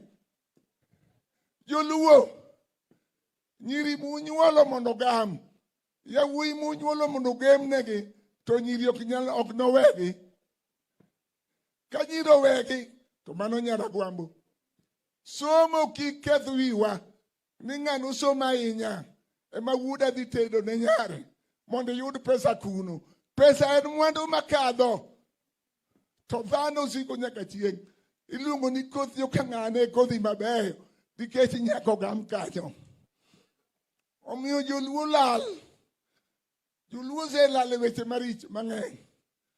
Wach mar pur giweyo kaka itimo chon. Wach mar dala. Ka in gi mon ariyo kata adek.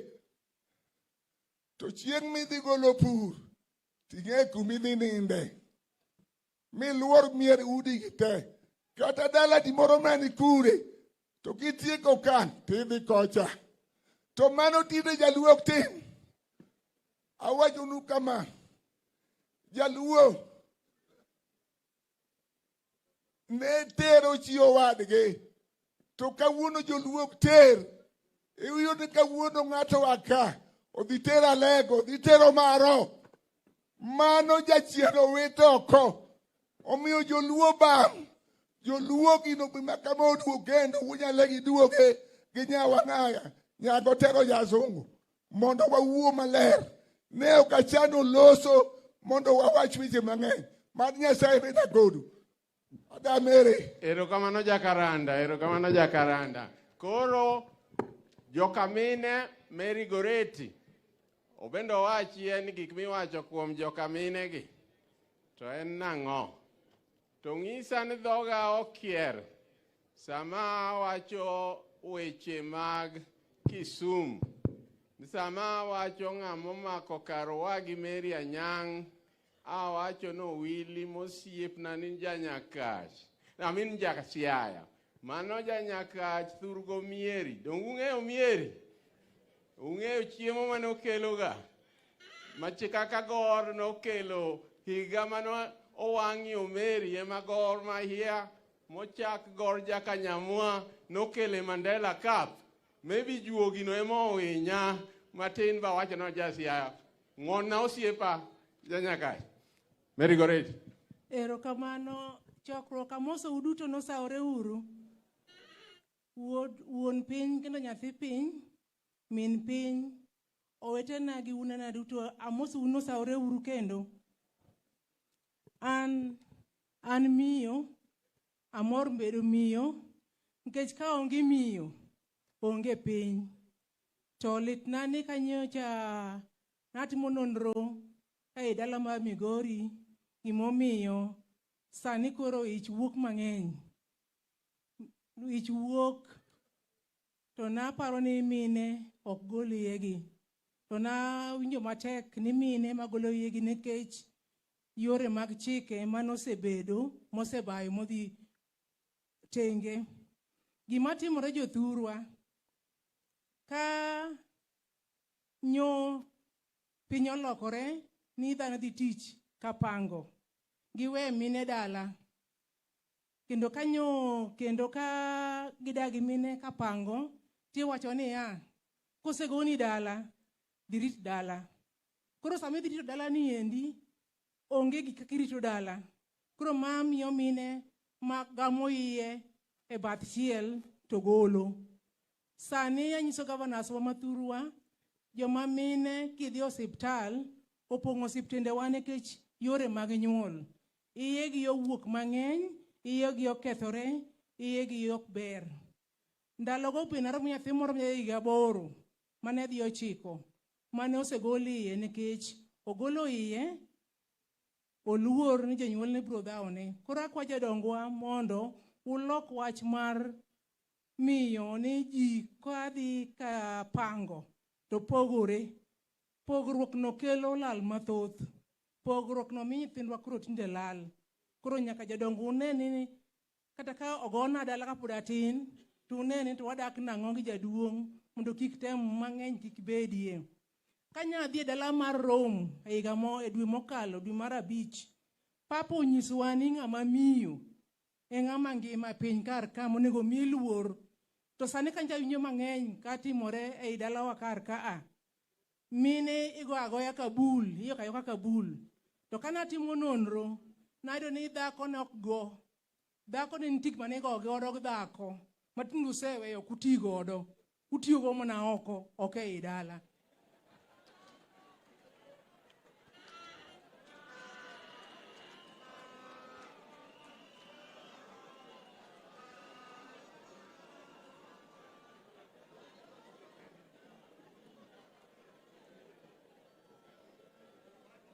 Jothurwa wado tindo kwanyuolre kwan wadok chien. Sani kanyo wadhi e ng'wech inji nyendora ne numbers. Koro miyo waweuru keyo kodhi oko. Wanyuoluru ka kata koro wadhi lweny to yuodwa e lweny to wasenyuolore. Jodongwa losuru weche, miechwa bam, nyithindwa keyo kodhi oko. Wan joluo ni kimo gi jo-Yahudi. Ja-Yahudi ok ne kir kodhi oko. Ne weye kodhi dala kar kendi. Koro joma mine ywak uwewa marach. Uwewa nurito mier to onge gima ritowa. Koro jodongo losru wach nie.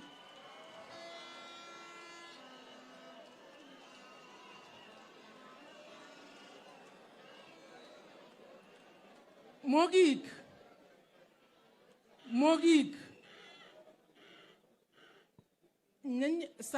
Kana timo nonro, nyiri nok gol iyegi. Ne gitweyo iyegi mondo kik ginyuol. Koro akwayo jomosomo ka, wuon piny akwayi ni mondo watime nonro ni to gimoro ne mine ne ntiere godo manyalo tweyo ich, umo ich, mondo kik nyuole. Mano sayans maduong', joluo mong'eye to dhi kolal. Nyamrerwa ni kode ging'eye. Mogik, nyithiwa manyiri dwa mako ich aoyaye kapod gitindo tindo. Waketho mine, waketho nyithindo, waketho. Ing'ini kiketho ng'ama miyo to piny be kore ketho. Kiketho ng'ama miyo, piny be kore timo nade? Iketho. Wamiyo nyithindo manyiri luoro, wakel gi maber mondo ginyuol sama owinjore. Ka idende osejing maber. Waweru timbewa moko mang'eny matinde watimo ero, wariere uru. Kidwa nyombo, bed gi Mikai, bed gi Nyachira, bed gi Reru, bed godongo bed goluwo ndara, oluwo kado, kamano. Tirieri maler kama. Ero kamano. Ero kamano Mary Goreti. Ang'iso ni Mary Goreti en nyauyoma motedo Kanyada, modak Migori, manigi puodho Muoroni, koro kalo counties te. To gimowacho no oilo bonyo digolo, akiani digolo nigi wach mane, to sama digolo kao mic no, asemanya youth mamondo los kae, youth yoyote madwa loso, kelna nyingi ko bonyo digolo. Osewacho bendu wachi en wach luo nyaka riwre kodu, unie joma sani, wach en chikegi. Unwang'o nang'o? Any youth, kelna nyingi ka, sani, digolo. Ero kamano ahinya Profesa. Wuon piny kod min piny kod yawa duto mosire mondo obed kodwa e chokruok ni. Mary Goreti wacho gimoro maduong' ma paro ni ok onego wakal ma ok wagure motegno. Kane wayudo uhuru higa 63, an ne aja skul ma podie ka somo gik mang'eny. Gima ni nyiso wa en joluo ne namba 2 kuom e anyuola mane e Kenya ka. King'iyo ogendni mane e Kenya ka, joluo ne namba 2 e population. Sani kineno gik mindiko tiwacho ni joluo sani en namba 5. Jodongo dunyiswa kama ne wabaye nyong'. Ere kaka ne wa ai namba 2 bukro wan namba 5 koso thirwa.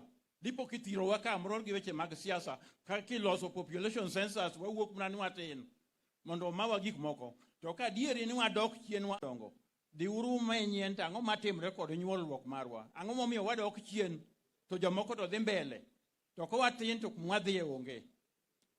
Achiel ma adwa medo en ni jaluo en ng'at manohero somo. Kendo king'iyo wach mar ng'eyo gi rieko, jaluo namba 1.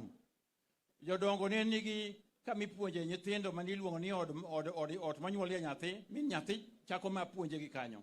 Aeto nyathi manyako dhi e Siwindhe, ipuonje kuro, nyathi ma wuoyi to ne dhi Simba, e Simba mani ipuonje nyako chop kinyise kaka obiro dak e aganyuola. Aeto kanotieko kanyo makoro nyombo, to koro puonj mare ne dhi Abila. So nyathi ni ichako go e od min, odhi e Siwindhe, odhi e Simba, ayo odhi Abila. Abila e kama ne jodongo rome to puodho piny to puonjore.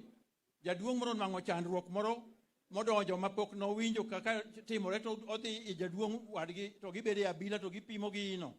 To kinde gino ginyalo krayalo e duond jodongo mar gweng'. Gigi tinde waneno kolal. Kaka gigi olal, jodongo nyak wadog chien ma waduog giwa mane beyo. To madwa wacho mogik, kane wanwang'o uhuru higa 63, jaluo ne manotele Kenya ka somo, makane idwaro daktari, idwaro lawyer, ng'at miluongo no okil kamaloka kaka jaduong' Orengo. Jogi jaluo mane nitie. Agwegi kodheke manokwongo e Kenya ka gi rieko mar koka okil kamaloka. To jaduong' Ominde, jaduong' Wasau, mago ne joma lich ahinya got gini. Jogi tinde ok wawinj wach kuma jowa ma apiny dhiye. Gima chando wa madwan jodongo kod yawa motelo man ko mondo omak motegno en ni wadok chien e wach mar somo. Sano somo gimanyas neno ni chik manyo kale parliament ni.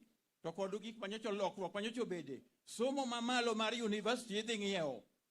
Idhi chule gi pesa. Manyathi kwayo anadwa dhi somo University of Nairobi, tadwa dhi somo medicine, tinyise pesa modhi chulo.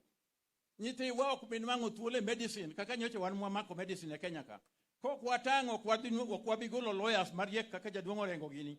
Nikech ka nengo biro hewowa. Wan kaka jonagi.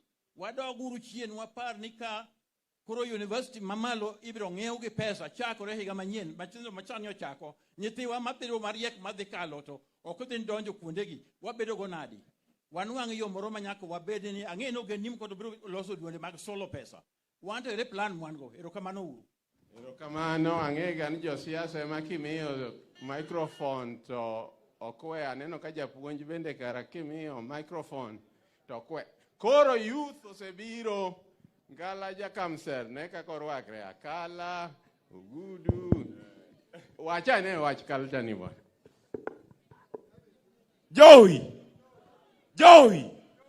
Joey aniluonga ni Ngala Wino awuod kindu kamsero sikaka kawan ka to kora chalo ng'ama ni dala oka ikora lakini wagombaka etie yen Kisumu County kocha kabiro kaka mzee kijana an elder mar Kisumu Central kotelnwa gi bwana Pius okwe uru adawacho kama wan kaka jomatindo gimonego bed ni iyandonwa kata ilandonwa en gimoro achiel luor gi luar en gima nyaka luor nyithiwa masani oko respect gimiluongo ni luar kata jaduong' wuona wuoyo mofuo ka gima en mbasne awacho koso kawacho jodongo bede uru machiegni gi yudhe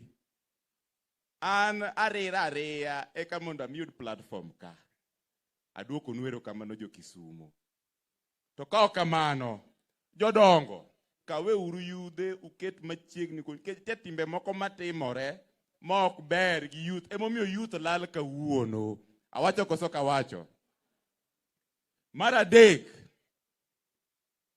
gima hinyo youth en gimiluongo ni drug abuse gik ma youth masani odonje mamero ji gieki miyo itimo tim maundu makata moko kochak wach kae to ket gadiera omiyo wach mar drug abuse jodongo awinjo ka jaduong' wacho kae gik mane jodongo madho chon kwete busa mtie moko masani odonjo mamero ji makata koro wiyok ti to machon ni madhe kendo di madhe gi sane marwa mi madho pile ka pile ni ema kelo anjao omiyo watemuru kaka nyalre mondo wabed gi generation manyalo inherit the tradition and culture of the Luo to katieko wan Luo wan gimoro achiel awuod karachuonyo ka sakwa bondo kania okanya bero ni aja karachuonyo mayanyo josakwa okanya bero jasakwa okanya dwaro jasakwa mayanyo jo karachuonyo omiyo nitie kaka seche moko wacho ni okoko kikre gi ng'ang'a odiochieng' ma kawuono ni en odiochieng' maduong' ng'ama temo ni mondo pogwa no onyiswa kumembe obage rumo maromo kamae mondo be koro wanene awacho koso kawacho ma oganda Luo omiyo kik ng'ata tem ni pogo jaluo e diere haleluya erokamano Ngala youth gi koro baga 100 kendo maka Jos piyo Jokanyanam Jokanyanam odwa en ot achiel. Jokanyanam odwa en ot achiel. Eruru kamano. Kwa kale loga imarwa mawuon piny Raila Odinga. To gi jodongwa duto mag Luo manitiere kaka wuono. An nyinga iluonga ni Fred Makajos. Fred Obilo Makajos. Maya West karachuonyo kocha. Ei Kanjira. Tatelo ne organization moro miluongo ni Luo Youth Caucus. To Luo Youth Caucus ka ne wachake mondo ne watim godo mentorship program ne jowa matindo mamoko nie mbalariany to motieko mbalariany to gimoko bende mosebedo oko kuom ndalo mathoth. To mentorship ni ninyal mana time ka jowa mani nyimwa, jodongwa to gi political leaders bendo mako lwet nyithindo ka itisiemo negi yo e gigo magitimo makare. Kendo wamedo go erokamano kabisa ne political leaders magwa mano wuok oko, mano wuotho kodwa kata seche mane wuon piny manyo piny ne wawuotho kodgi mawatimo encounter gi jowa ma Mount Kenya to gi jowa bende ma Ukambani kane wawuoyo gi vijana matindo kane wangiso gi gigo mane beyo mane nitiere mane waneno ni onego wa support godo wuon piny Raila Odinga mane giwuok duto tema gigo notimore makare. To political leaders wago gi jodongwa mane wantiere kendo wawuotho machiegni kabisa gi ker marwa mokalo, ker marwa mosenindo Willis Otondi to gi jotendwa moko ka patronage under engineer Kerio Rege, Professor Adam Solo, Elijah Geni to gi jowa moko kaka Martin Adipogi ni bende. Koro wande wakwa kama ni jowa matindo te wan nyaka wamng'i kaka wamakore gi jodongo nikech lweny ok nyal go gi ng'at achiel. Kijende ok nyal go e kendgi to jomadongo bende ok nyal go e kendgi, nyaka ji riwre eka wadhi kanyakla. To maduong' Rondiek Bipio, then Speaker Hannington, Speaker Gaya, Ikri for MCAs very quickly, Saoma Wawang. Bishop Dr. Rondiek.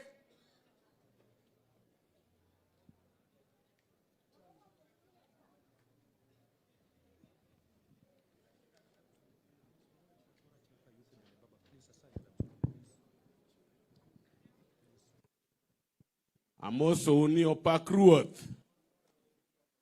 Anan Dr. Reverend Ondiek atiyo kanisa mara Africa Inland Church and Bishop ma South Nyanza area Church Council. An giweche maten ma representative marwa Dr. Buka omiya thuolo kwa kuomuka achiel ere gima duoko wachien. Mokwongo jodongwa machon ne nigi duol kama ne gibede gi nyithindo ka gipuonjo nyithindo weche mag gweng' kod weche mag piny, dongruok gi luor. Wach mar duol norumo nikech ji ogero udi madongo dongo budhe sitting room. Wadoguru wanonuru wachno mondo wadoge duol gi nyithindewa mondo wapuonjgi luoro Nyasaye kendo luoro jodongo kendo luoro piny. Mano e dongruok mokwongo manyaka wadogie kaka joluo. Mar ariyo, chandruok mawan go omiyo chuo owe monde gi dala odhi e taonde te kadi chuo nyalo bedo oko higa achiel to we dhako dala, dhako ni chandore ka onge ng'ama mule, dhako ni bi ok dwar mondo nyuol, to konyuol to nyuol mana gi joma bayo e kor gweng'.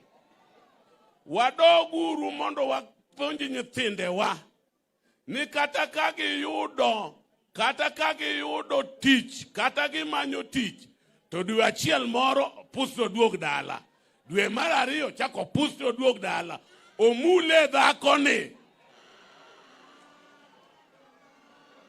Mogik, luoro Nyasaye e chakruok mar rieko kendo mar dongruok. Wan kaka joluo waseyudo gimoro ka gima duoko wachien kaka joyalo. Pile wan mwalemo nyithindwa gi ka gidhi timo penj, obed penj mar primary, obed penj mar university, ka koro gisedhi magiyudo tije madongo dongo, nyithindewa mathoth oringo we Nyasaye, gituomo mana kuong' e kor gweng', ka gibiro dala to gikelo nyaka kuong' e mier manolamnegi. ni gin gi wendgi madongo dongo. Waluoruru Nyasaye eka dongruokwa biro medore. Mogik awacho kama. Muma wacho ni ae Samuel. Ni eka lweny nobedo malich e kind Saulo gi Daudi. Lweny ni nodhi aming'a, to dala mar Daudi ne medo mana dongore, to dala mar Saulo ne medo mana dok chien. Kama lweny nitie, dok chien emantie. Obed gweng, obed dala, obed piny. Akwayo kama wajoluo, mondo wadongre, wabed joka ng'ata chiel. Obed ja Siaya, obed ja Kisumo, obed ja Homa Bay, obed ja Migori, wariure uru kik wabed gi lweny mondo mi wadog chien. Eruru kamano. Ero kamano. Koro wadonjo winjo ka wacho ntie jo injili ne wapogre, ntie mine ne wapogre, ntie yudhe ne wapogre, ntie jo somo ne wapogre, jo siasa bende koron ka. Koro wachako donjo e okang' mar siasa, to abro miyo Speaker County Assembly mar the home county guy. Thank you, Professor. To Your Excellency, the President of the Republic of Kenya, Raila Odinga, Your Excellencies, the Governor Gladys Atieno Nyasuna Wanga, Governor James Agri Orengo, Governor Ochilo Ayako Mbogo, Min Ping, the Deputy Governors, the Senators present, the Members of Parliament present, the Honorable Speakers of the County Assemblies Magluo, Members of the County Assemblies, Jodongo, Wasomi Wate, Joluo, Jokanyana Mamosu Nyasaye Ber, Sechete, Your Excellency, I know me a teach Martin Kabesa. On behalf of the leaders of my county assemblies, I do have opportunity to introduce the speakers Magwaka, but I apology mar the chairman Marwa, Speaker Engineer Oraro Makisumu, Age Kalo budget Margika Wuono, so our Kwapulone Gibe Digitic budget no, tomorrow they'll join us here. Yadimo ka apology Majo Kisumu County. One ka, Your Excellency, one gi Speaker Mami Gori, Charles Owinoleko, Owino Wuda Court, Fuaneji. Fuafuaya. Mano Speaker Mami Gori, Charles Owino. Anka, gi Speaker George Okode, Masiaya. George, where are you? Anka, gi Speaker Nairobi. Speaker Ngondi Jao Mabeika, the next Speaker of the City County Nairobi. And Ilungani Speaker Julius Odhiambogaya, just Sudan, and then Speaker Mabeika. Adaka Otwoli Makende, Monda introduce the members of the county assemblies. Achakoki County Assembly Mabe led by Majority Leader, members of the county assembly, Your Excellency, one full house. Homa Bay County ka one full house. Your Excellency, gini kai mo one gi 3 members of parliament mo yer ichwech mamene. Kendo one governor mo chwech mamiyo. To one third gender rule be actualize kanyo malich. Joma be bedu piny. Members of county assembly Mami Gori, led by the leader majority. Migori full house.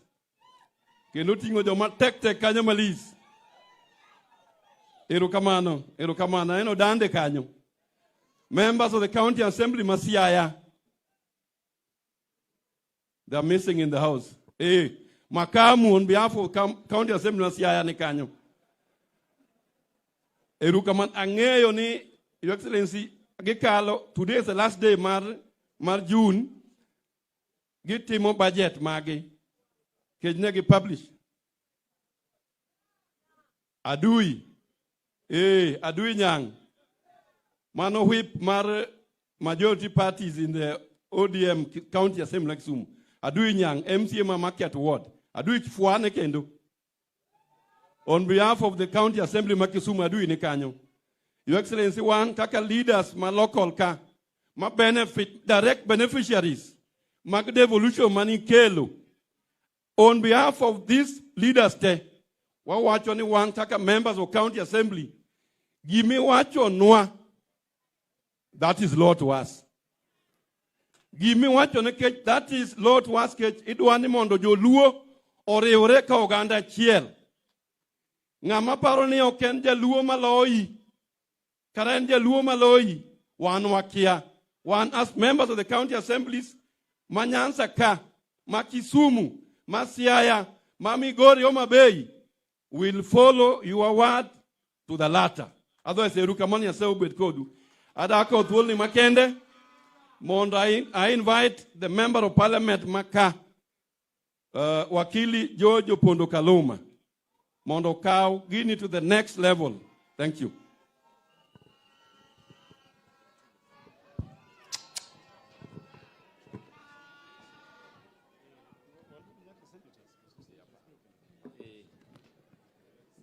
Ne ruodhwa ma piny ogeno President marwa Raila Odinga, ne min piny jodongo, governors, deputy governors, speakers, jotendwa duto manitie migao mopogore opogore, gi jopiny luo te mobire budho, mitima sego e Homabay County ni. Amoso ni Nyasaye ber. Seche te wabiro wacho weche mang'eny.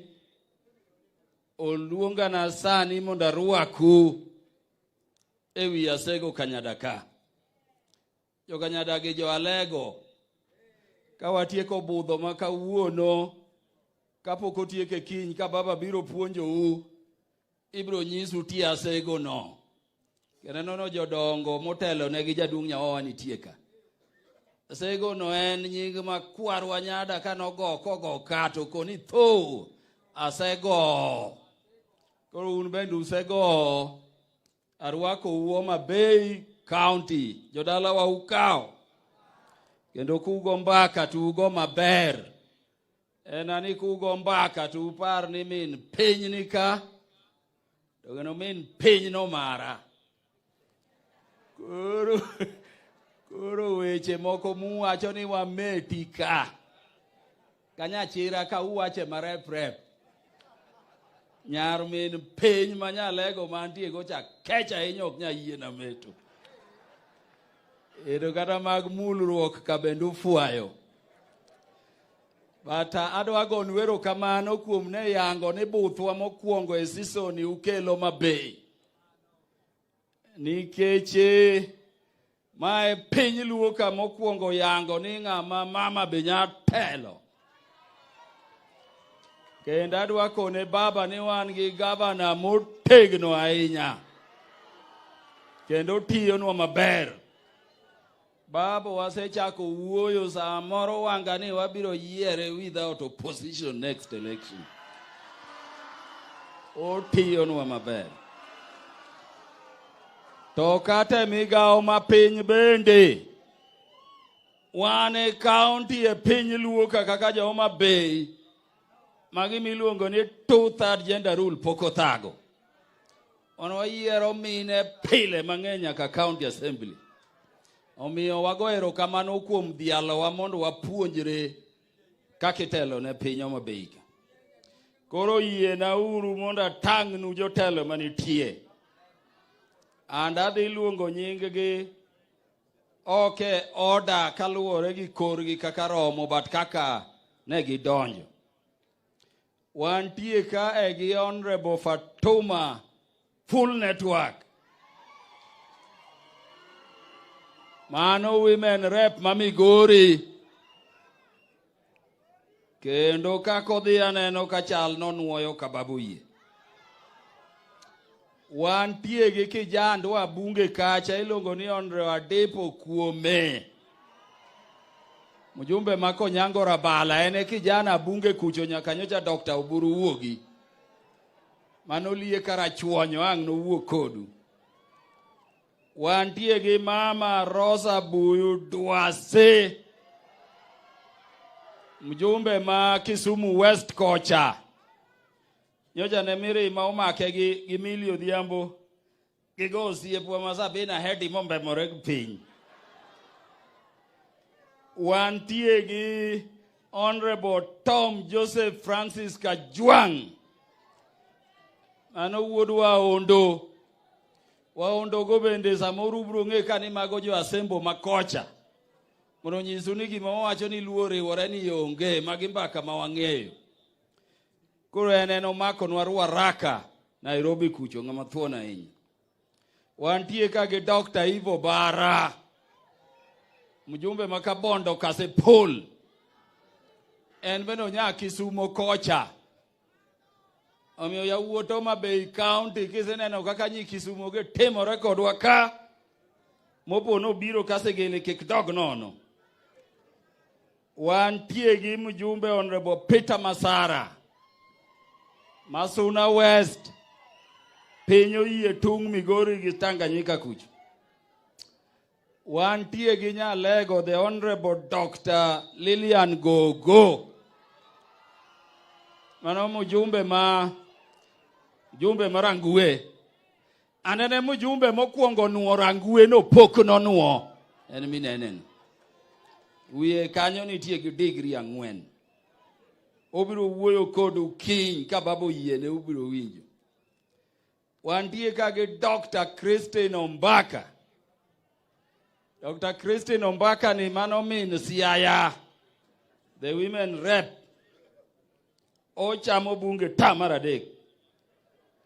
Wantie ka gi nyakewa Honorable Milio Odhiambo ma Bona.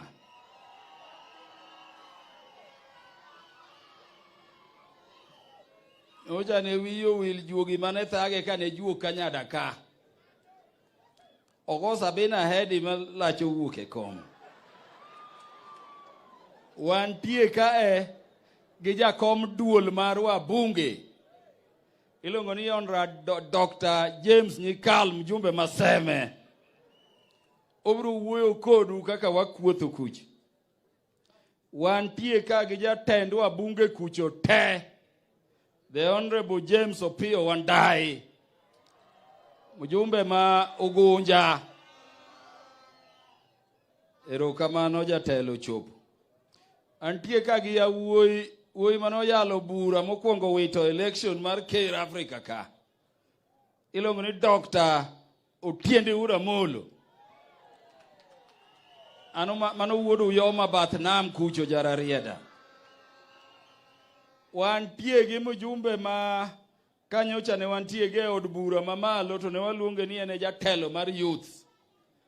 To sani koro en Senator Masiaya, the Honorable Dr. Oburu Oginga.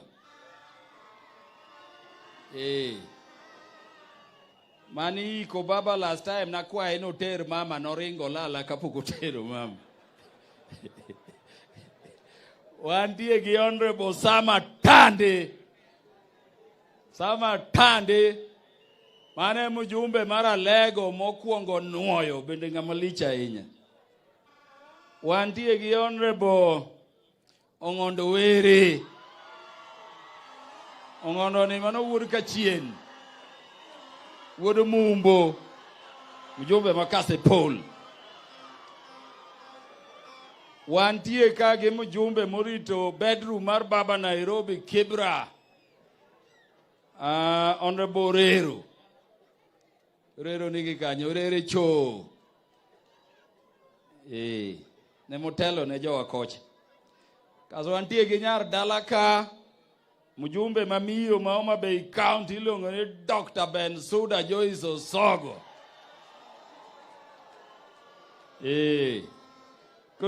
Obro koni Bensuda is on the throne. Weche ne ng'enyo kabi yiene. Sani obro wuoyo ka babo yie seche moko. Koro wantie gi Honorable Martin Owino, mjumbe Mandhiwa. Wantie gi Dr. Oron, mjumbe ma Kisumu chuny town Kisumo. Wantie kage mjumbe Winnie Odinga. Mano mjumbe marwa East African Legislative Assembly od bura ma pinje ma imbo. Imbo cha East koso ugwe. Pinje ma imbo. Ene mana wayiere kaka wabunge to kendo no yiere mapok no yier ng'ato kitere East African Legislative Assembly kaka nyocho yiere. We are on a 12 ini. To kendo dhombe. Kawantie gi mjumbe mamuoroni Dr. Onyango Koyo. Dr. Nami nikech osebudhe bunge kabisa. Enmene entie kanyo. Wantie kage mjumbe Aduma Uor. Manyakach Kogero Tungkoch. Arwaki Aduma. Ande wantie gi mjumbe wa iluongo ni Honorable John Mbadi.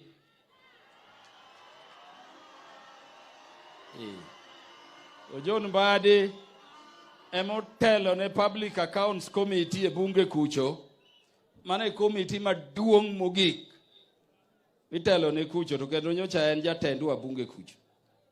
And then wantie gi deputy governors mang'eny ka nitie Dr. Willie Aseneno. Aneno Honorable Magwanga gi deputy governors waduto tema nitie. To Peter Masara ok nyal yie na baba koka wacho ni wantie ka gi mzee Omar Zamzam moa Migori. Ano jowa ma jo Islam motegna ahinya jodala gi mama. Koro an atieko araluongo seneta marwa. Adwaro ni kama untie kapok amiyo gini because wadwa ni baba mowuok kodwa bang' jodongo gi jolemo. Ere jotelo mag chama mar ODM duto tete party officials ochung' malo.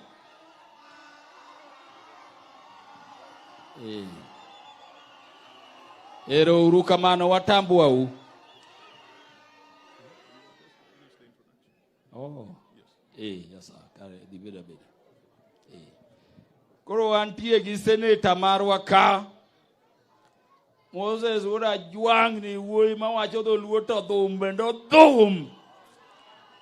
Ene seneta maro mabe obiro wuoyo kodu kaka saang nitie maber.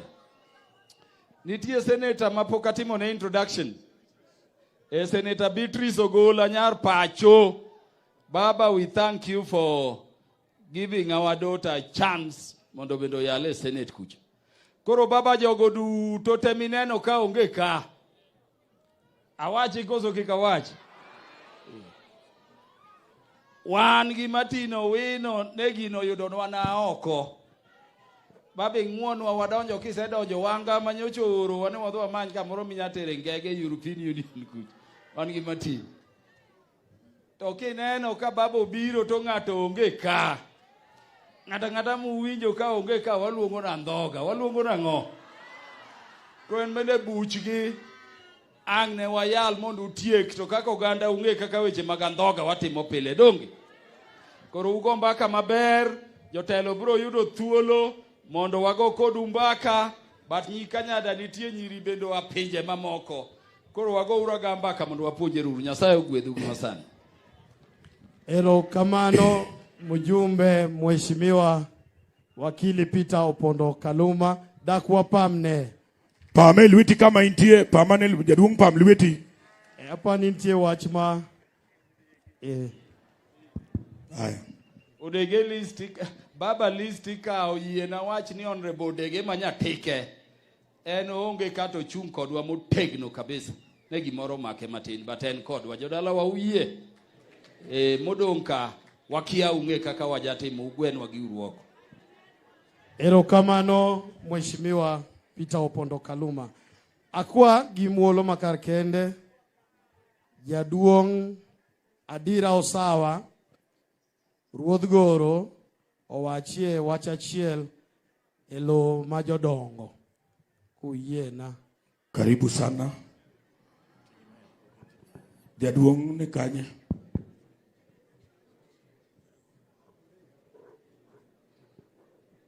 Jaduong' ero biro.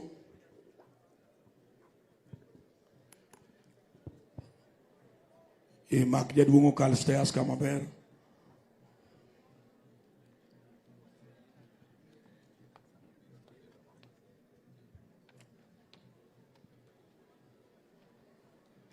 Karibu sana jaduong'. Sama jaduong' ikore kuyiena jodongo te moya Siaya kuyiena uchung'e malo mondo ufwane chokruogni. Jodongo te moya Siaya. Yes, Mheshimiwa.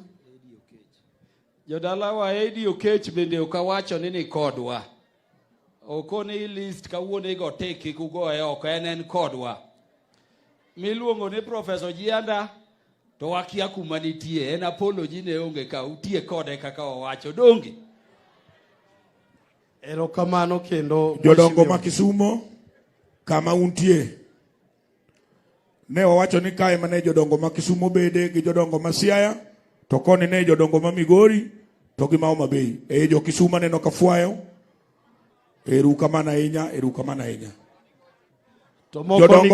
Jodongo moko ni koni jaduong' fwa ineno uwe TV. Fwa keto kamera ng'iyo. Jodongo ma Homa Bay kuyiena tuchung'u fwaya. Jodongo ma Homa Bay. Kamano jodongo ma Homa Bay. Jodongo erouru kamano jodongo moya Homa Bay. Jodongo moya Migori. Jodongo ma Migochwa tingane badi malo kama intie dani chungu malo jodongo ma Migori.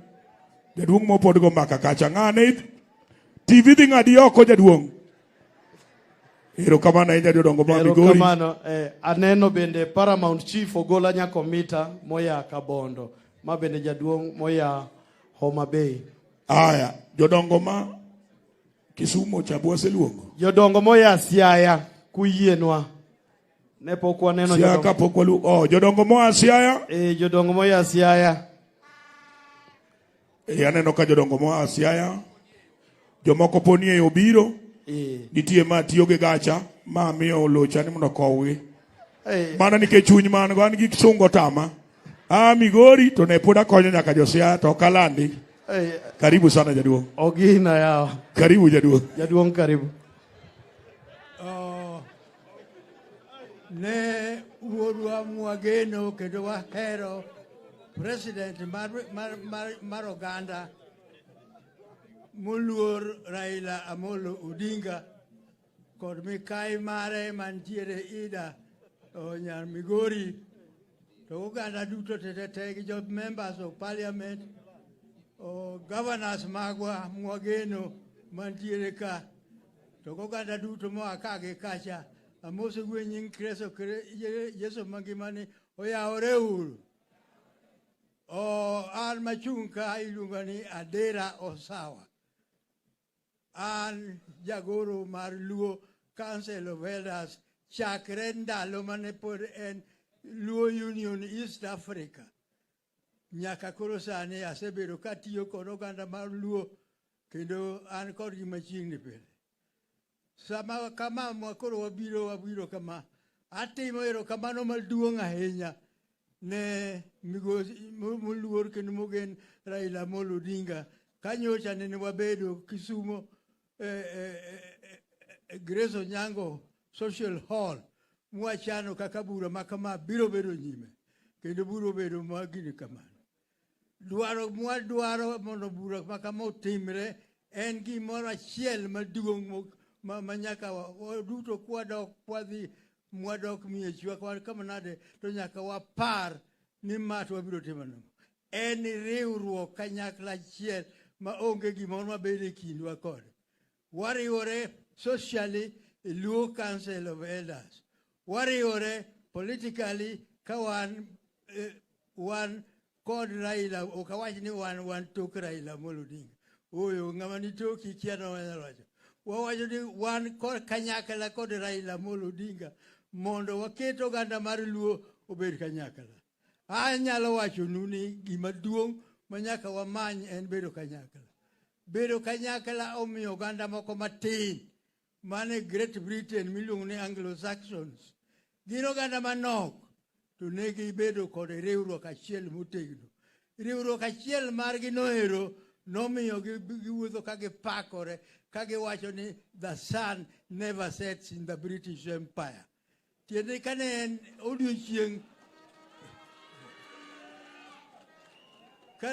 odiochieng' India to en otieno e Afrika. Koro miyo ne san ok ne nyal podhogi. Kamane kaka wagombo ni oganda mar Luo. Wan kod ogendini 45 sani. An awuon machung' kani ang'eyo attitude mar oganda koganda nikech asetimo research on that one. To gima duong' momiyo wan wasurvive kendo wachung' motegno en riwruok. Riwruok ni Jaramogi Oginga Odinga oloso kochako riwruok mar Luo Thrift and Trading Corporation. Oloso koriwo gi East Africa Union, Luo Union East Africa. Ma chande to kanyocha wadhi multi-party. Odinga okelonwa riwruok nachiel mwabedo godo makoro bedo nyaka sani. Ma omiyo keta wacho gimoro kama.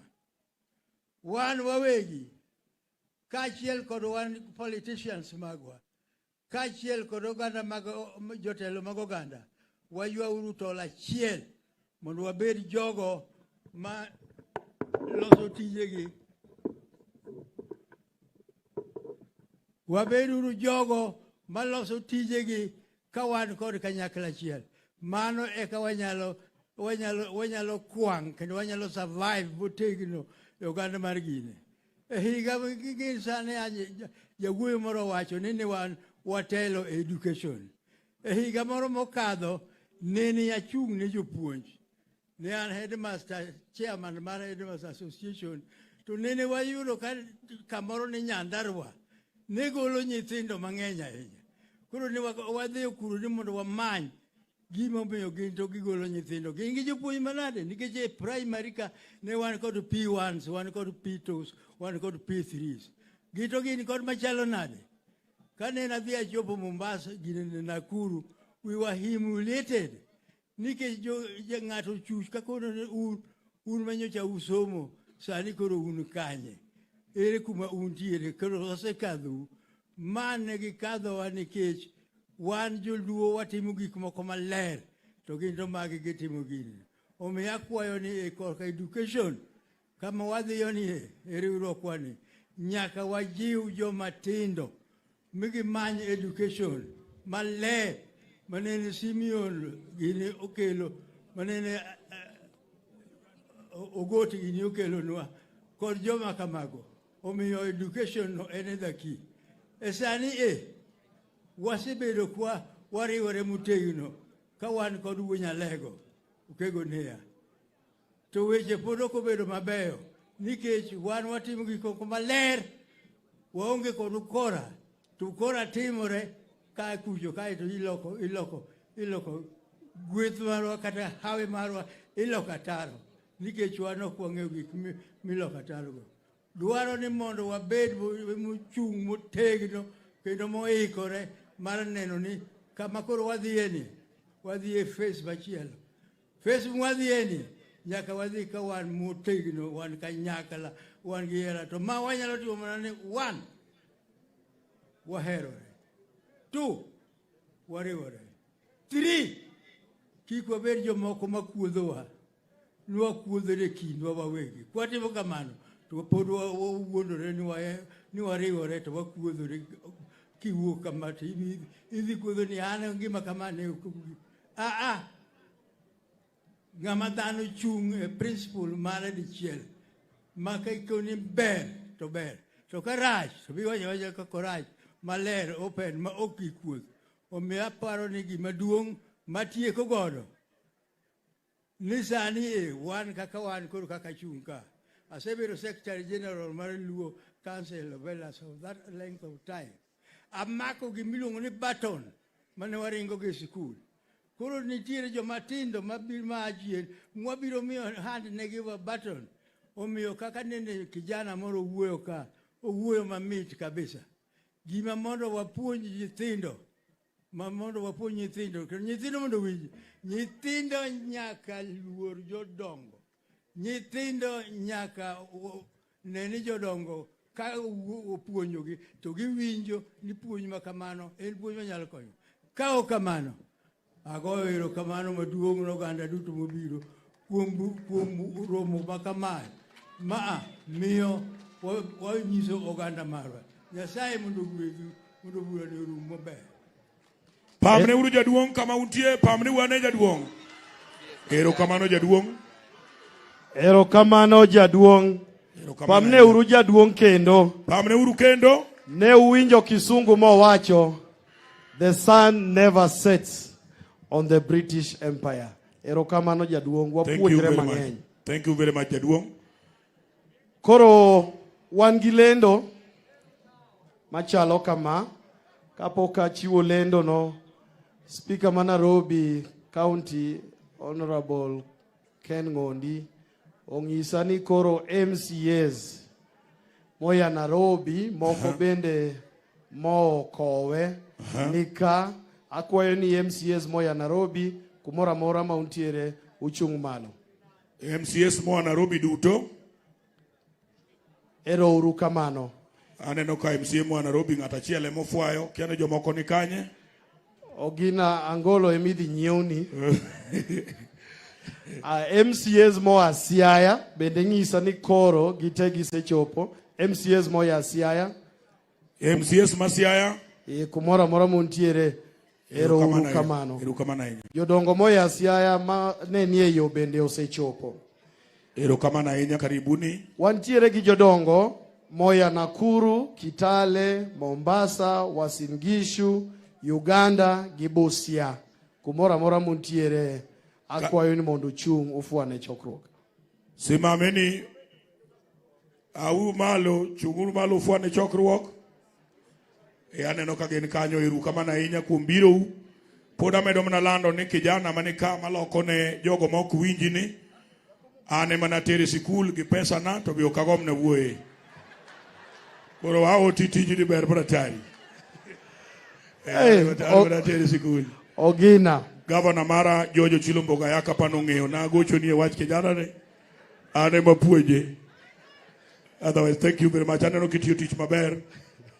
Min piny karibu sana. Min piny karibu sana. Wako di mabora ahinya diere manego na sim kane piny mar Saire. Iro siebla ina goni erokamano kuom chopo. Erokamano bende piny. Nyasaye ber. Seche te. To seche duto. Nyasaye ber kendo mane kite. Ogina adwa lendo gi Kiswahili iloko gi dholuo. Sawa. Tumemaliza mkutano wetu siku ya leo ambayo ilikuwa ni mazungumzo ya kina kama jamii ya Kiluo. Wasetieko bura marwa mane waketo ka kaka jokonagi mabeni luongo ni luo gi tiendgi kendo mae kaka watieke. Tukitoka hapa kwa wuoka wabunge wote, wabunge la kitaifa, jod bura duto te, wabunge wa bunge la seneti, jod bura duto te magin senators, wabunge za kigatuzi almaarufu MCAs, wajumbe yani jod bura magin MCAs mawa.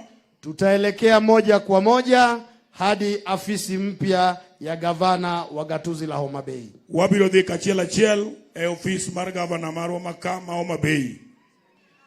Sisi wananchi wapendwa tulio hapa, jopiny duto manika, tutaelekea moja kwa moja hadi uwanjani kwenye stadium yetu ambayo jina yake tutaelezewa kule kwenye uwanja.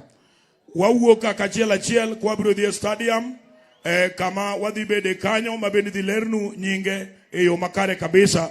Seche gogogo to gina biro dhi e mogo. Ogina, tafsiri yale nimetangaza, usiongeze yako. Sasa. Wazee wale wako hapa, jodongo duto manika, wako na mkutano madhubuti. Un gi bura mane udhi rome. Mkutano huu ni wa wazee peke yake. En bura ma jodongo kende. Wanajua pahali iko. Nitie ung'eyo kama udhi eno kama kanyo nitie. Na wanajua vile watafika hapo. Ung'eyo kaka udhi chopo kanyo. Kama wewe sio mzee, ka ukin jaduong', tafadhali tafadhali chaki Kiswahili. Wakuai usifike hapo. Kik idhi kanyo kok in jaduong'. Kwa hivyo sasa, kuom mano sani, vijana joma tindo vijende wakiongozwa na Robert Ouko, kiongozi wa vijana gatuzi la Homa Bay, kikotelnu gi Robert Ouko, mano jatend vijende ma Homa Bay. Mutasalia hapa kwa dakika 10, munongonezane, enyu kesho mutapeana kwa mkutano. Ubiro bedo ka dakika 10 kimiu program maru makaka kiny. Akina mama vile vile, joma mine unbe, na ndugu zetu wanaoishi na ulemavu, ne jogo duto modak kode ng'ol, mutafanya vivyo hivyo. Ububuro mnatimo kamano. Kwa hivyo kwa sasa sote tusimame. Kuom mano gisani wauru malo. Tumruhusu kinara wetu mpendwa, wamithuolo baba jatendwa, na viongozi wetu wapendwa, gi jotendwa duto mwahero, kuelekea sehemu ambayo wanaelekea kuoneshwa maonesho ya gatuzi mbalimbali. Kidhi teru kuone mudhinene gigo mopogore opogore mag Homa Bay ka. Na wengine wewe umekata microphone kama bado hujagini. Wengine wote tuelekee sehemu iliyotangazwa. Stadium, afisi ya gavana, na wengine wazee wanajua sehemu yao. Niombe sasa Ogina tuletee msanii ambaye anaendelea na shughuli. Abiro miyo jathum thuolo mondo obogo banjo. Joma pod odong' ka kapok wuok ibiro chwaknu banjo ka mwako ogo gine. Akene list ma nondik kacha nang'o list cha. Wamiye jathum moro thuolo. Ochwadie thum moro kachiel. Gik moko duto wadhi time stadium, kik ubed gi wasiwasi. Tabi Odanga miwa waya ka samwa ikore mar dhi stadium. Princess Julie karibu sana, aneno kidonjo. Alili Nyajo Gina karibu sana. Na oro ni gacha mondo bi omi. Taneno ka direpa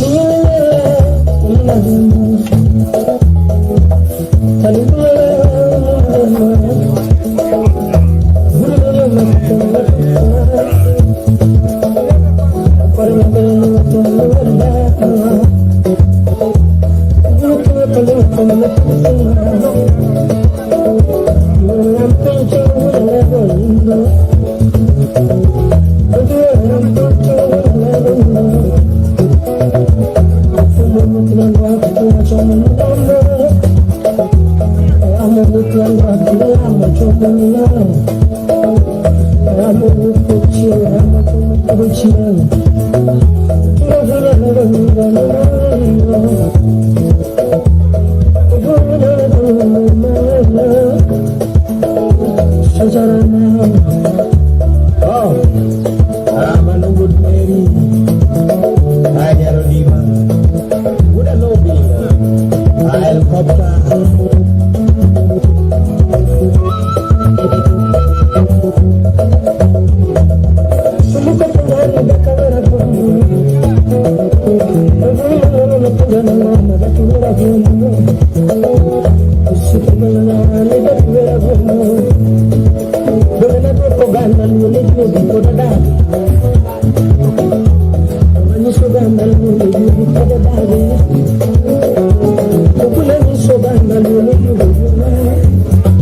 Keeps giving jobs to Kina Kiplangat, Kipkoech, Kipkeino, and Kiprotich.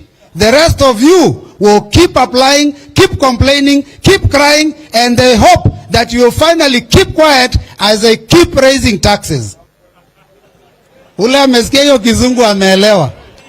Na sio mimi nimesema hiyo, hata hiyo ilisemwa na kiongozi wa makanisa. Mnakumbuka Ole Sepit ndiye alianza ugawi wa kazi za serikali.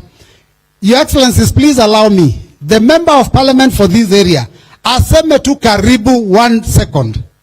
Because he's here, we are in his area. Karibu sana mheshimiwa. Mheshimiwa Robert Basil, atukaribishe rasmi. Pole nimeongea kabla tukupatie nafasi ya kutukaribisha. Asante sana Organizing Secretary Mbui, to His Excellency Right Honorable Raila Odinga, to His Excellency my party leader Daktari Stipi Kalonzo Musyoka, to our Iron Lady Honorable, Her Excellency Madam Mother Karua, all leaders present. God is good, and all the time. Thank you. Mwea ini museo na mabi down there. Ebu nipeni salamu za Wiper. Kazi bila wizi. Wiper. Azimio. Ndiyo hivyo. Sasa mimi nataka kuwakaribisha Yata. Watu wa Yata tunapenda watu. Ama mnasema nini watu wa Yata? Tunapenda wageni, jisikieni mko nyumbani. Sina mengi, nitapewa nafasi ya kuzungumza. Nilikuwa nataka niwakaribishe, wacha nimpe Organizing Secretary aweze kuendelea. Asanteni sana. Makofi ya mheshimiwa wa Yata wa chama cha Wiper, Azimio la Umoja wa Kenya. Wakati huu ningependa kumkaribisha Secretary General wa chama cha Wiper aje hapa ili atukaribishie kiongozi wetu wa chama chetu Senator Shakila Abdallah. Karibu sana.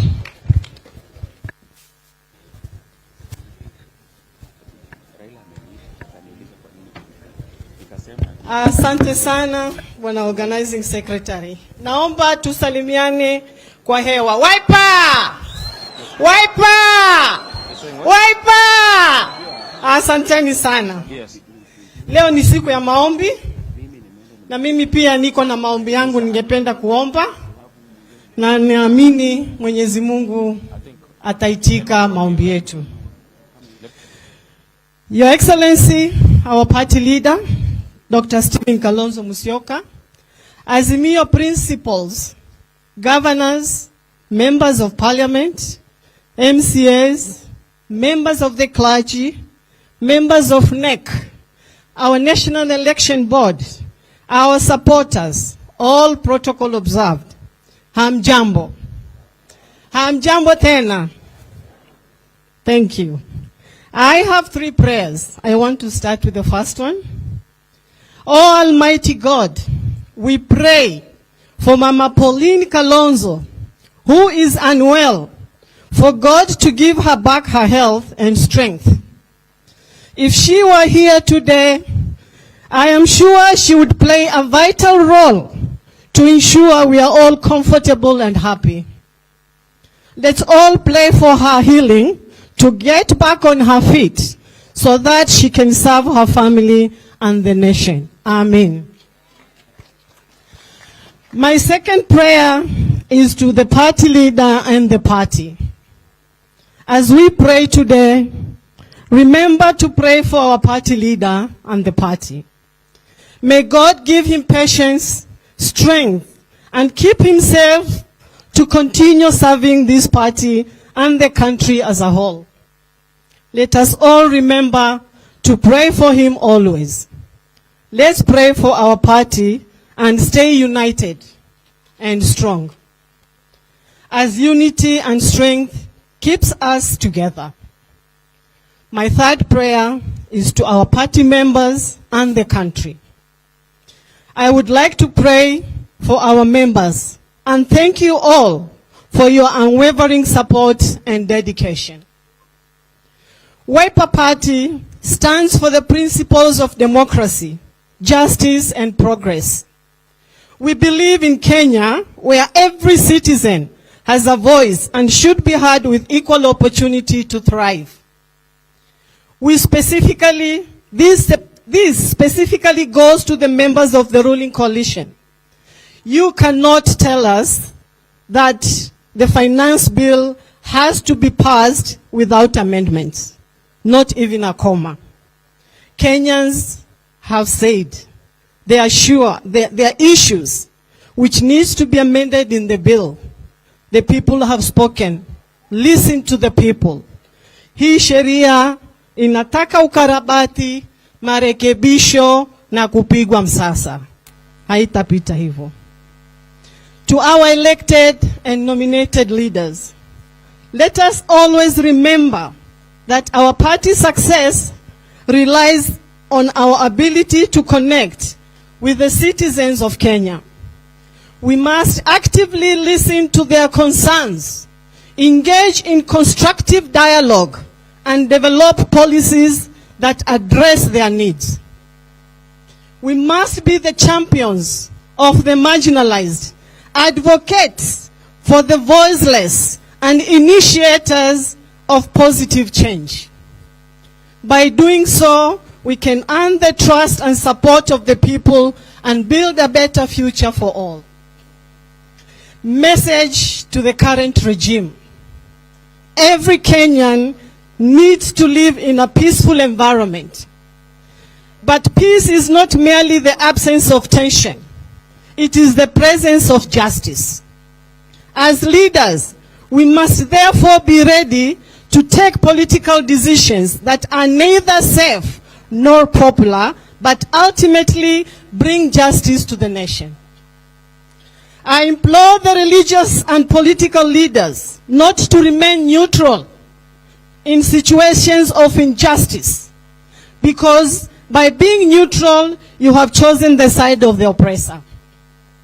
Both religious and political leaders must therefore care the welfare of all Kenyans and be ready to condemn the habits of knowledge without character, worship without sacrifice, and politics without principles.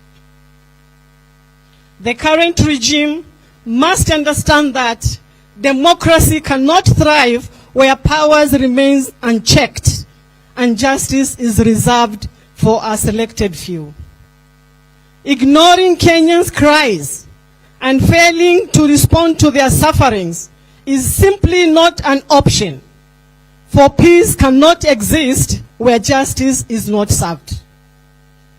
As I wind up, I want to thank each and every one of you for your commitment not to forget the clergy for their continuous prayers. Together, let us rise above our differences. Let us work together towards a common purpose and be the beacon of hope and progress that our nation desperately needs. I therefore urge our party leader, His Excellency Kalonzo Musyoka, and all Azimio leaders to continue committing to the noble struggle for equal rights that will lead to greater nation.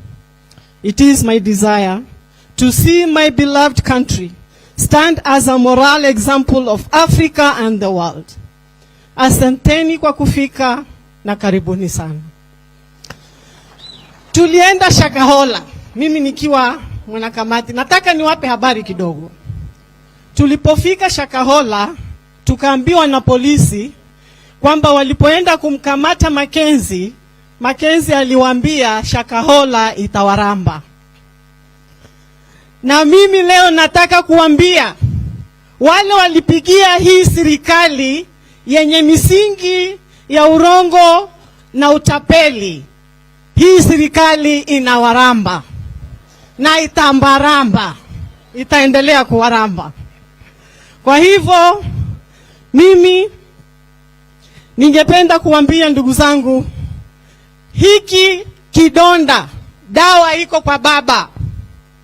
Baba, naomba unisikilize. Wewe ndio uko na dawa ya hiki kidonda baba. Wanyoshe hiyo dawa, na kama ni nzito uwapake. Uwapake hii dawa baba, ikolee, kwa sababu hiki kidonda ni lazima kipone. Hatuna njia, ni lazima wapewe dawa na wapewe dozi yao. Kwa hayo machache na mengi, ninashukuru sana. Karibuni sana, karibuni tena. Thank you very much. I would now take this opportunity to invite our party leader, His Excellency Kalonzo Musyoka. Kalonzo, Doctor, karibu sana. Tusimame, tusimame. Wiper! Wiper, wiper! Wiper, wiper! Thank you. Karibu sana, Your Excellency.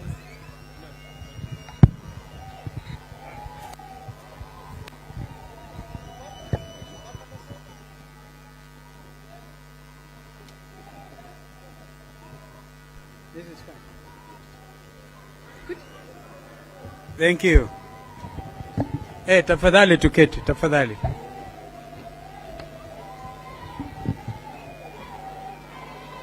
Thank you. Thank you. Thank you. Asanteni. Asanteni sana. Aya. Kusema kweli, tukio hili ni la ajabu. Karibuni, tafadhali tuelewane. Kwa niaba yangu mimi mwenyewe, mke wangu Mama Pauline,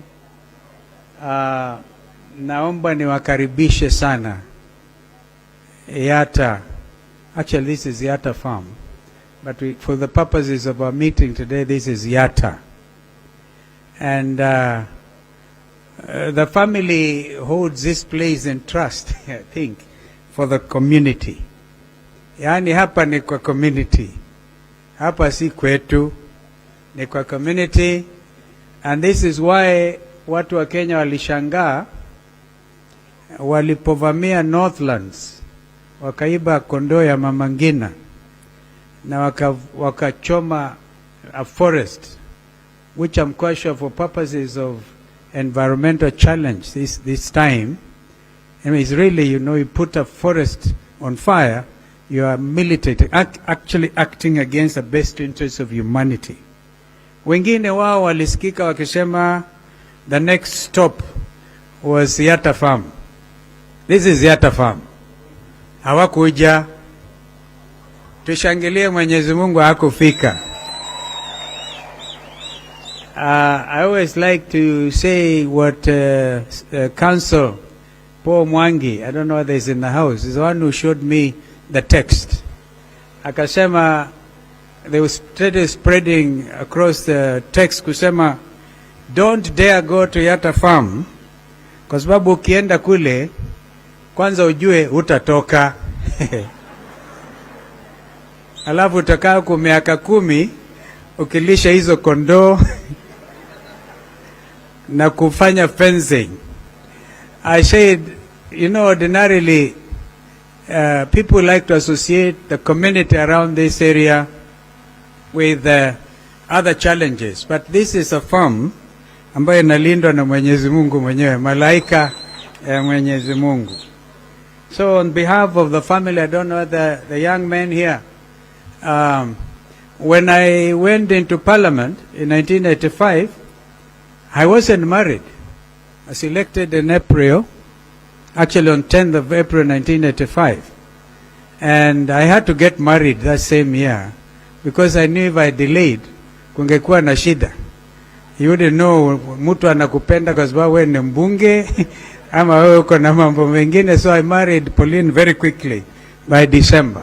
So a young man and daughter wamezaliwa na familia somebody who is a practicing political leader. I don't know whether Kennedy and Kevin are here.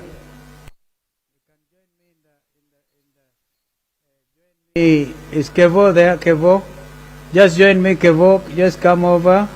Kevo, we thank God for what he has done for that young man. He was almost crushed by a 20-tire lorry. And we thank God he survived. Anybody who witnessed that accident will know it was a terrible, terrible accident. And if it wasn't, for example, for the quick response of Governor Avinya, maybe Kevo will not be with us. We thank you so much for what you did. Governor Avinya had to cancel the trip to Kinshasa to save this young man. And then Kennedy is here. He's a member for IALA. These are my clansmates. The younger one, Klein, is not here today, but he's, I'm sure, following these proceedings. And so also their sibling daughter, Moito Damari, out pursuing her studies in the UK. So on behalf of Pauline and all of us, tunawakaribisha. Thank you so much. Thank you. I don't know whether anybody wants to say anything. Yeah, thank you so much. Munaona nimeanza kuwa kazee. Pana chezea mimi. Musinichezee. And so, this place, exactly where you are, is important for me to point out because a lot of people have said things about this place. This portion, which touches Thika Highway, was bought by this family from a lady called Janet Chirchir, a widow from Kericho who had been allocated 100 acres. And below kule kwingine, from a gentleman called David, from I think Major Langat, who is also a gentleman from Nakuru. And this is in Ukambani. I thank Charity Ngilo because when she was Minister for Lands, she clarified these matters. So all the family did was to make sure tuweke to kuta mikana Ukamba ndukalikilwe mbewapo. Na nicho kitumi anakialame bano a David wakithimani masi au mema ukitumetele nundu maisi the kava undo silie lakini mayaoka. Sorry for going local because allow me today just to spoil myself by being a little bit not obnoxious, absurd because that is what we are. We like to be very open, and so the story of why we are here is different. We met here on the 15th of January last year. And you want me to now allow me to just read this following one, kwa Kizungu. After that, I will invite my brother Raila, Haji Azungumze, like our practice is. And then the principals of Azumio will speak. Today, I want to make a very special request that nobody leaves this place in a hurry. I can tell you, the collective effort I've seen in putting this effort together is amazing. I want to thank Governor Malombe, Governor Junior, Mutula Junior, the host Governor Wavinya. And I want to say my friend RK, immediate former MP for Wajir East. I know, I saw him. Alipeana mbuzi wakubwa 5 all the way from Wajir. Our sister Agatha Solitei, the chair lady of elections board. I've never seen a more wonderful lady. Alitoa mbuzi huko Sultan Hamud zikachinjwa na mimi nikaongezea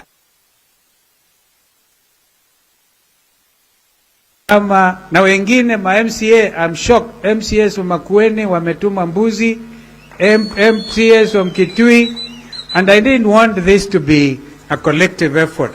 In fact, quite honestly, tulikuwa tungangane. Kwa hivyo, the conclusion of that matter is please don't go in a hurry. Tutatafuta mbuzi Kioni, Nyandarua ni mbali.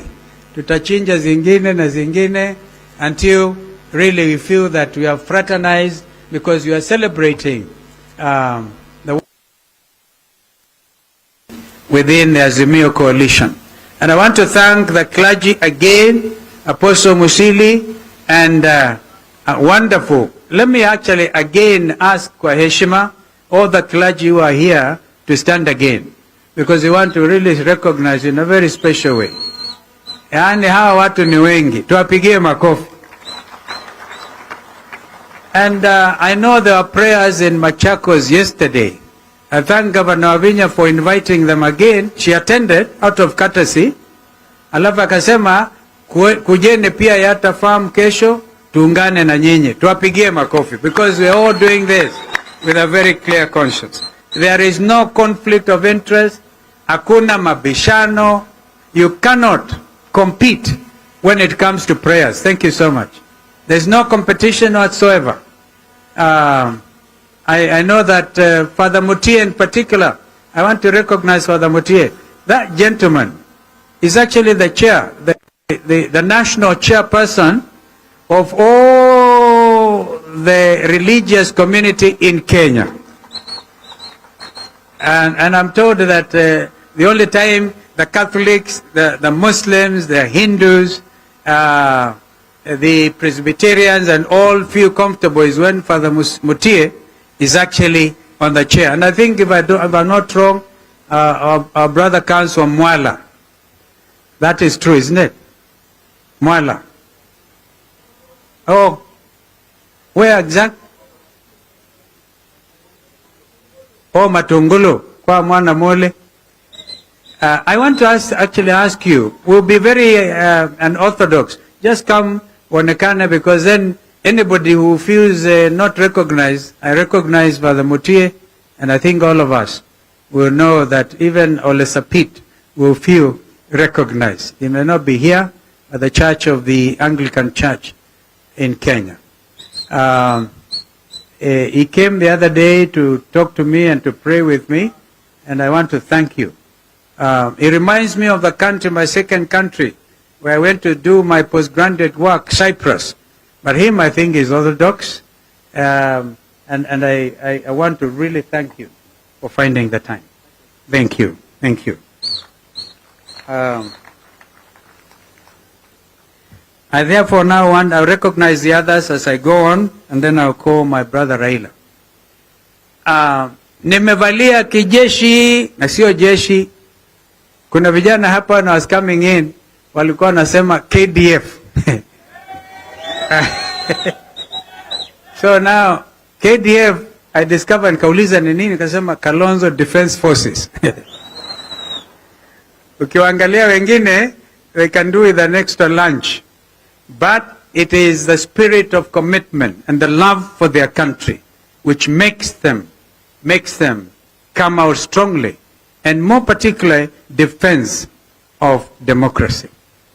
I am wearing like this, and if a time at the end, I really love to sing the words in one of the gospel songs, stand up for Jesus.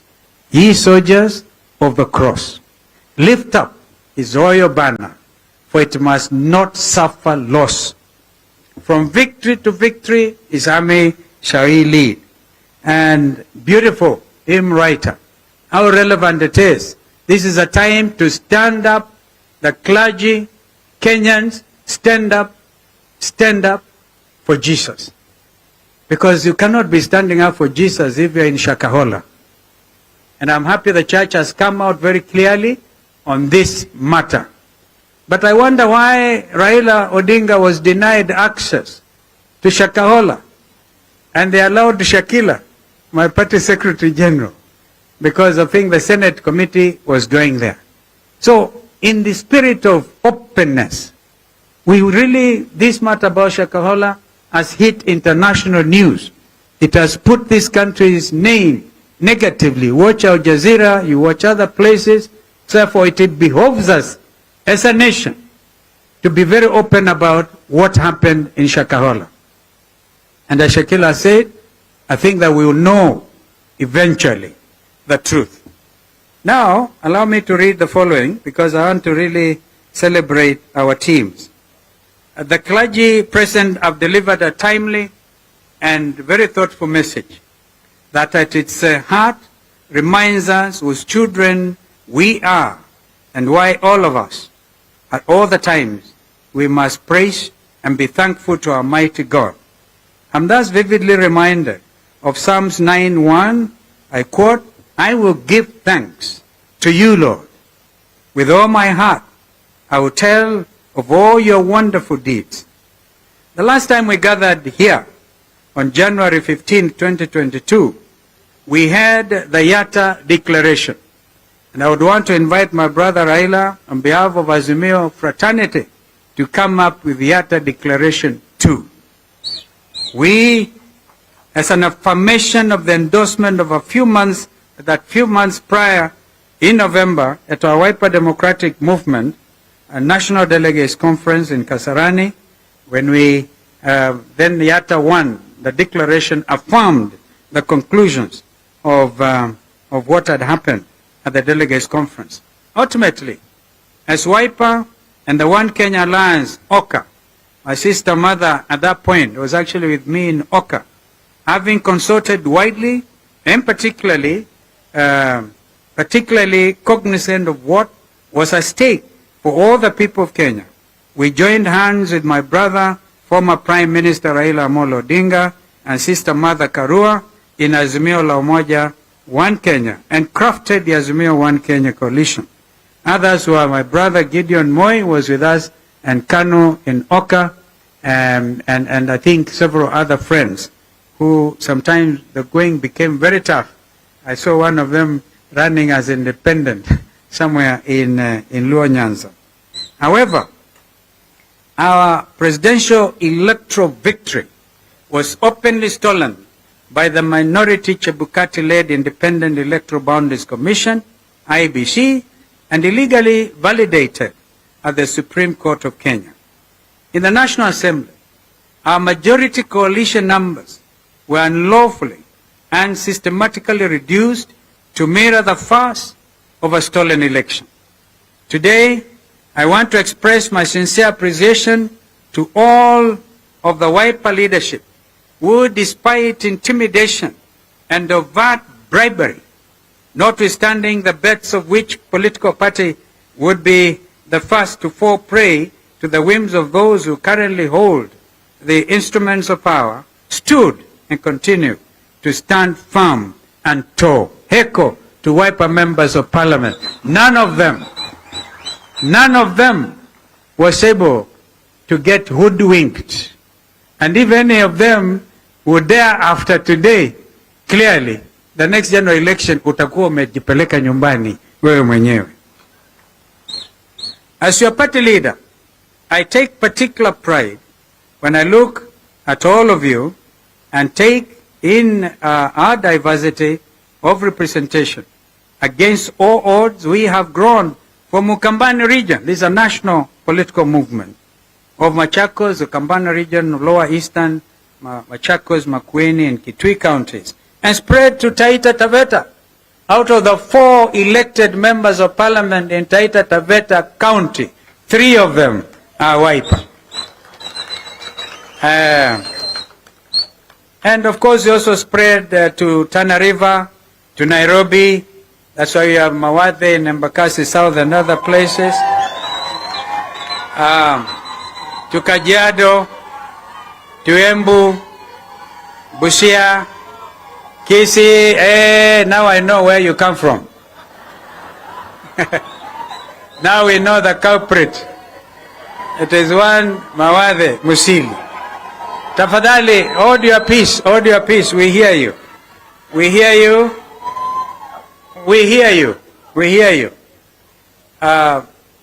You know, ndugu Raila Wakamba na msemo that an animal smells exactly like the forest from which it slept the previous night. Nyamwe nyunga ketheka kila ye. Ama nyunga ketheka ke ilobi. So, I can talk of Garissa, Wajir, Wiper's presence in 14 counties, And as a movement, I honestly believe this is just the beginning. But we might, in the interest of this nation and growth of democracy and deepening of our gains, have to operate now perhaps. And this is my challenge to the leadership of Azimio. We now must move with speed, consolidate Azimio National Secretariat, and be able to see whether going forward we will not give Azimio #1 priority. To our 3 elected governors, the 3 deputy governors, our 4 senators in this lower eastern region, 23 members of National Assembly, apart from the council, I think we're about 30, 4 county women members of parliament, 3 speakers of county assemblies, and 111 members of county assemblies. I salute you and loudly say, hongereni, hongera, hakika tutaweza. Na hakika muliweza.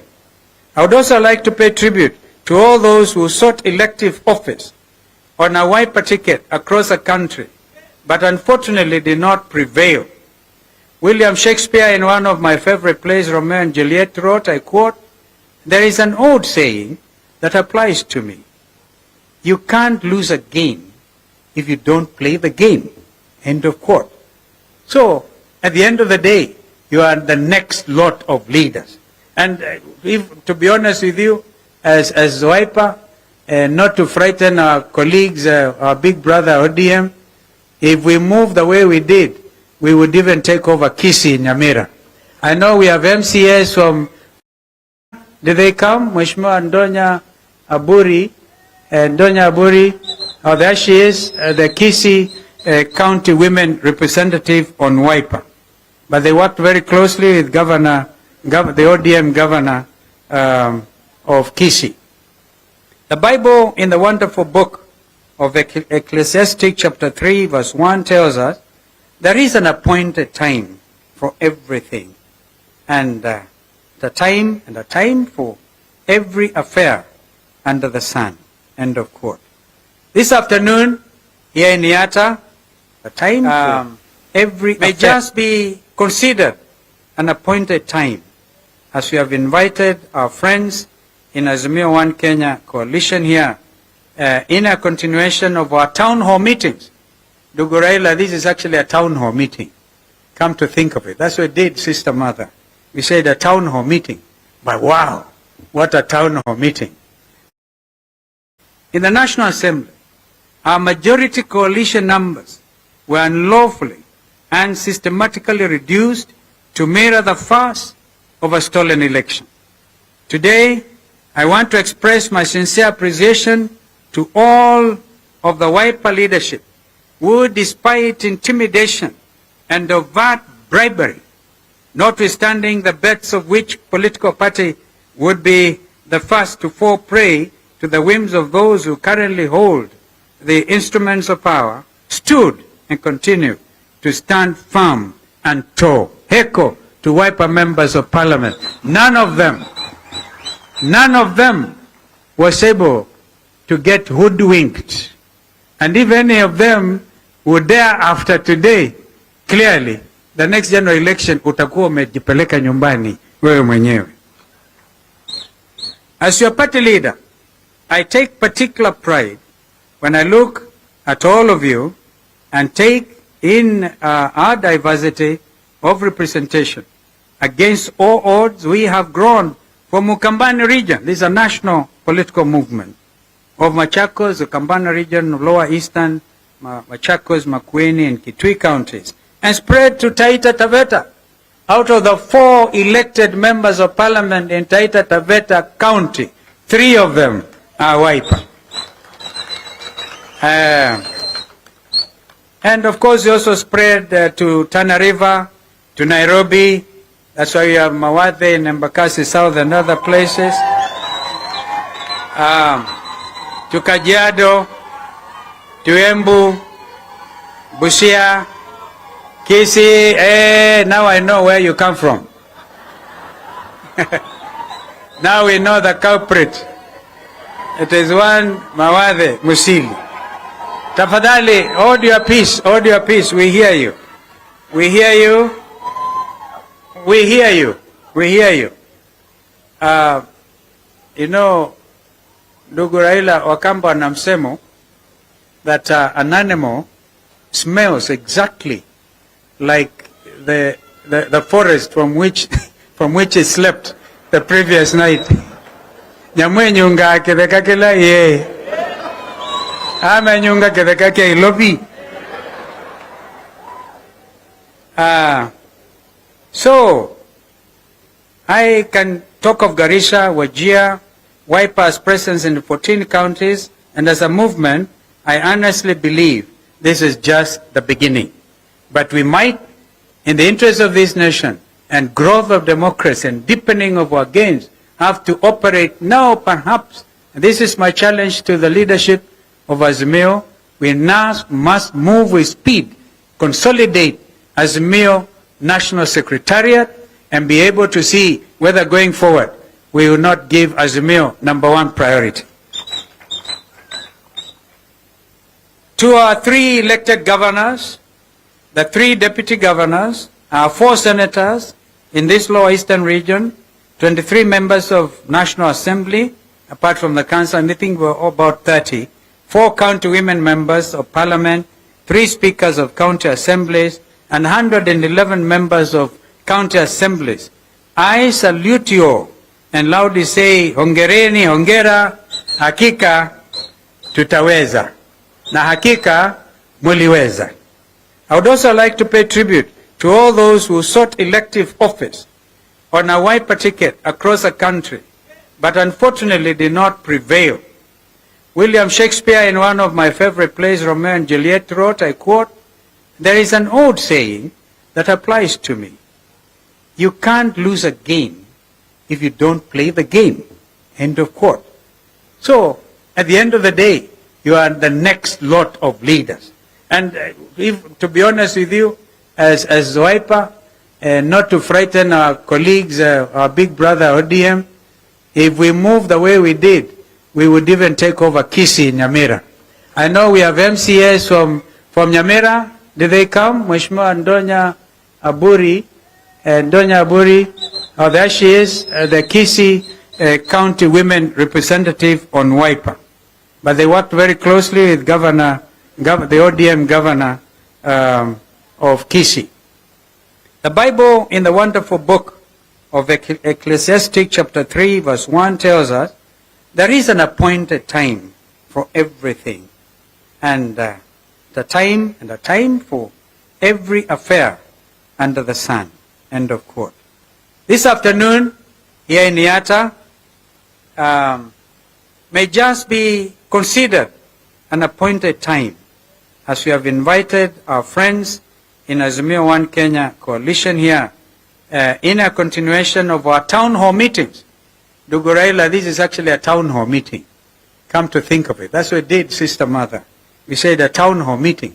But wow, what a town hall meeting. It's wonderful that you all could find time to come. Therefore, this continuation of these town hall meetings, and we call them sometimes the People's Baraza, to deliberate certain affairs afflicting all Kenyans and our son. Despite the bipartisan talks between Azimio and Kenya Kwanza, there continues to be a sustained assault on democracy and an obvious attempt to take Kenyans back to the days of single-party dictatorship, as it then was, by consuming legitimate political parties. If this was not the case, we, as Azimio la Umoja One Kenya, will be the majority in the National Assembly. Our majority was stolen in broad daylight. Therefore, that's why we continue to fight for democracy. On Monday, we joined the rightful leadership of the Jubilee Party at their NDC at Gong Racecourse, because even were denied going to Bomas of Kenya. And we did this in solidarity, as well as to publicly express our revulsion at the blatant attempt to take over a party by hypocrites. As the nation heard from Gong Racecourse, let them too today loudly and clearly hear our emphatic no, no, you will not take over Jubilee for the sake of democracy. Not now, not now, ever. And here, there's no clergy and political class. Kenyans must stand up and defend democracy. That's why I'm wearing this fatigue. I'll continue wearing this until I'm sure that the provisions of Constitution 2010 on multi-party democracy remain respected. Yesterday, Kenyans and the world witnessed a rogue regime's attempt to silence the voice and violate the freedoms of our brother Maina Njenga that are assured under our Constitution. In spite of the tear gas lobbed at them, you heard the freedom song sung at the DCI headquarters on Kiambu Road. I quote, and because I tried to get a quick translation, notice I can pick 90% of Kikuyu, because Mwangiria, ikiongea Kikamba unasikia yote, ikiongea Kikuyu nasema, this is how it went. Mount Kenya belongs to the warriors. You will not confuse us anymore. Our brothers and sisters from the mountain are loudly and clearly stating enough is enough. On Wednesday, we suspended the bipartisan talks, in fact agreed with senior counsel, my learned brother, Otienda Molo, who is in the house. I think Kenyans will want to see Otienda Molo, who is leading the team here of very able negotiators, absolutely able. We gave them our team A, wakatupatia under 17. There's my brother Posing, who is, as you heard, the leader of KUP and member all the way from West Pokot. And of course we have also some of the other members there, your own Senator Wambua Kiyo. Did I see Kitui Senator? Is right there. Himself a renowned journalist. And of course, Abel, my young learned junior brother, Edwin Sifuna, Senator for Nairobi. And I think I saw of course the minority leader in the Senate, our senator from Kilifi. He's not sitting in that committee, but I saw him. Welcome so much, our brother, all the way from Kilifi. And others whom I think our party leader may want to introduce. I wholesomely concur with our minority leader and member for Kadhiani, who also serves as our national organizing secretary of the party, Honorable Robert Mbui's conclusions on the bill. And I quote, this is now, I'm sorry, I should go backwards a little bit. When we gave them our team A, they gave us team B, the other side has put forward an anti-people finance bill. Anti-people finance bill. And Sifuna, I think, was able to tell Kalwale the entire truth about this matter.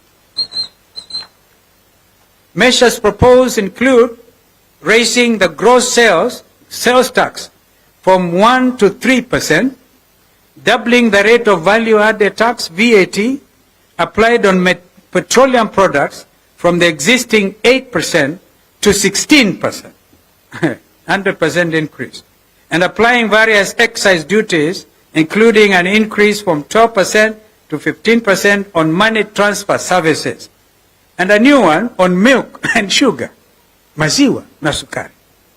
Further, there's what can only be called the Ghost National Housing Development Fund, statutory deduction of 3% of gross earnings. Even their peers could not even stand before the Committee of Parliament to justify that. Therefore, I wholeheartedly concur when Robert Mbui said, I have never seen such a vicious attempt to turn Kenyans into paupers. So what happened? to their clarion call of mamambogas and bodabodas. Indeed, the hustler nation. If you buy a copy of my book, you will then be able to know whether your party leader is a hustler or not. Because a time has come when we must call a spade a spade. If you know where Sekuru is, it can only take the grace of God to be, for one like me to stand before you and talk to you today. Wow. So, while in Azimio, and I want to conclude, Azimio One Kenya feel pain to remind Kenyans that we continually spoke of false prophets. Within quotes will come in to you in sheep's clothing, but are inwardly ferocious wolves. Paraphrasing the Gospel of Matthew chapter 7 at verses 15. It is day by day becoming patently clear that Kenya Kwanza lied to this land. The finance bill is a clear affirmation of their falsehoods, and we ask all members of parliament, regardless of their coalition affiliation, to stand with the people of Kenya and reject the bill in its totality, line by line. We will push for an open vote where one's name is called out and he or she openly affirms yes or no. Kenyans want to know whether you are with them or against them. Because this is a matter so basic. Either we are going to achieve Vision 2030 or we are going to completely ruin the future of this country through impossible taxation. We too ask unions and other organizations to remit rejection memoranda on the anti-Kenyan proposition. This is our appointed time to make a difference. And today here in Yata, under the Yata Ukambani Sun, we ask all Kenyans to join in the noble cause of political and economic liberation of our country. I thank you. May God bless Kenya.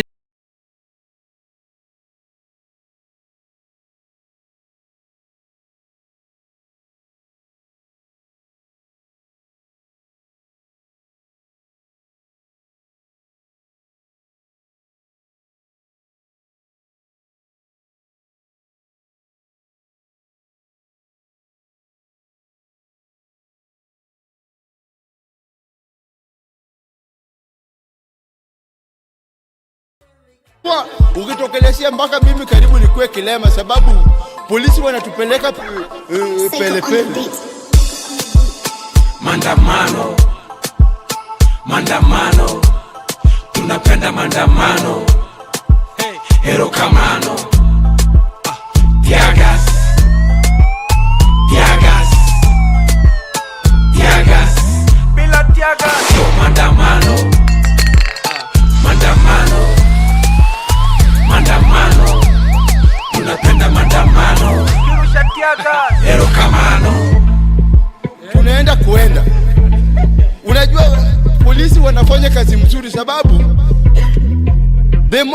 the more wanatukimbiza the more hiyo kitu inakuwa interesting. Vijana power. Nashukuru Mungu sababu jana nilikimbizwa kama paka na panya town lakini nimerudi. Polisi tunawashukuru sababu mmekuwa mkilala miaka mingi na mmekumbuka kazi yenu. In fact chenye inanishangaza huko juu bado bandits hata jana waliua watu. Na hapa Nairobi mnazuia Raila Amolo kuingia State House. Munatumia pesa yetu vibaya. Hiyo pesa yenye ngangana nayo kuchemusha tiagas kutengeneza nayo hiyo maji. Hiyo maji mungepeleka huko Moyale ama mfanye nayo agriculture. Mkuu kiadhi ke kote keteu. Wiper. Wiper. This is a collective effort. Bunge la wananchi, Rafa Okule, at that level, everybody. These are the young men and women who fought so hard and campaigned for the candidates who made it. And I think there are friends here I want to, please nipatie, I mean there are people here we must recognize. Some of them are the visitors of Senator Agnes Kavindu. But let me point out some of our visitors. Nashid Shah of Ramco Group Companies. Nashid is in the house. That gentleman and his company was able to print. Sometimes we did not even have money to pay for the materials ya wiper. Alikuwa na print na anatupatia. Tumpigie makofi Nashid. I don't even think we have to date even paid him. Then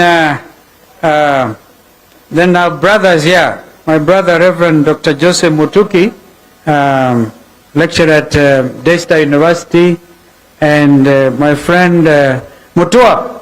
Mutua, that's my friend Peter Jacob. We gave him the name Mutua with Diguna. We have Amkamama team who are led by their national chair Tabitha Mutero.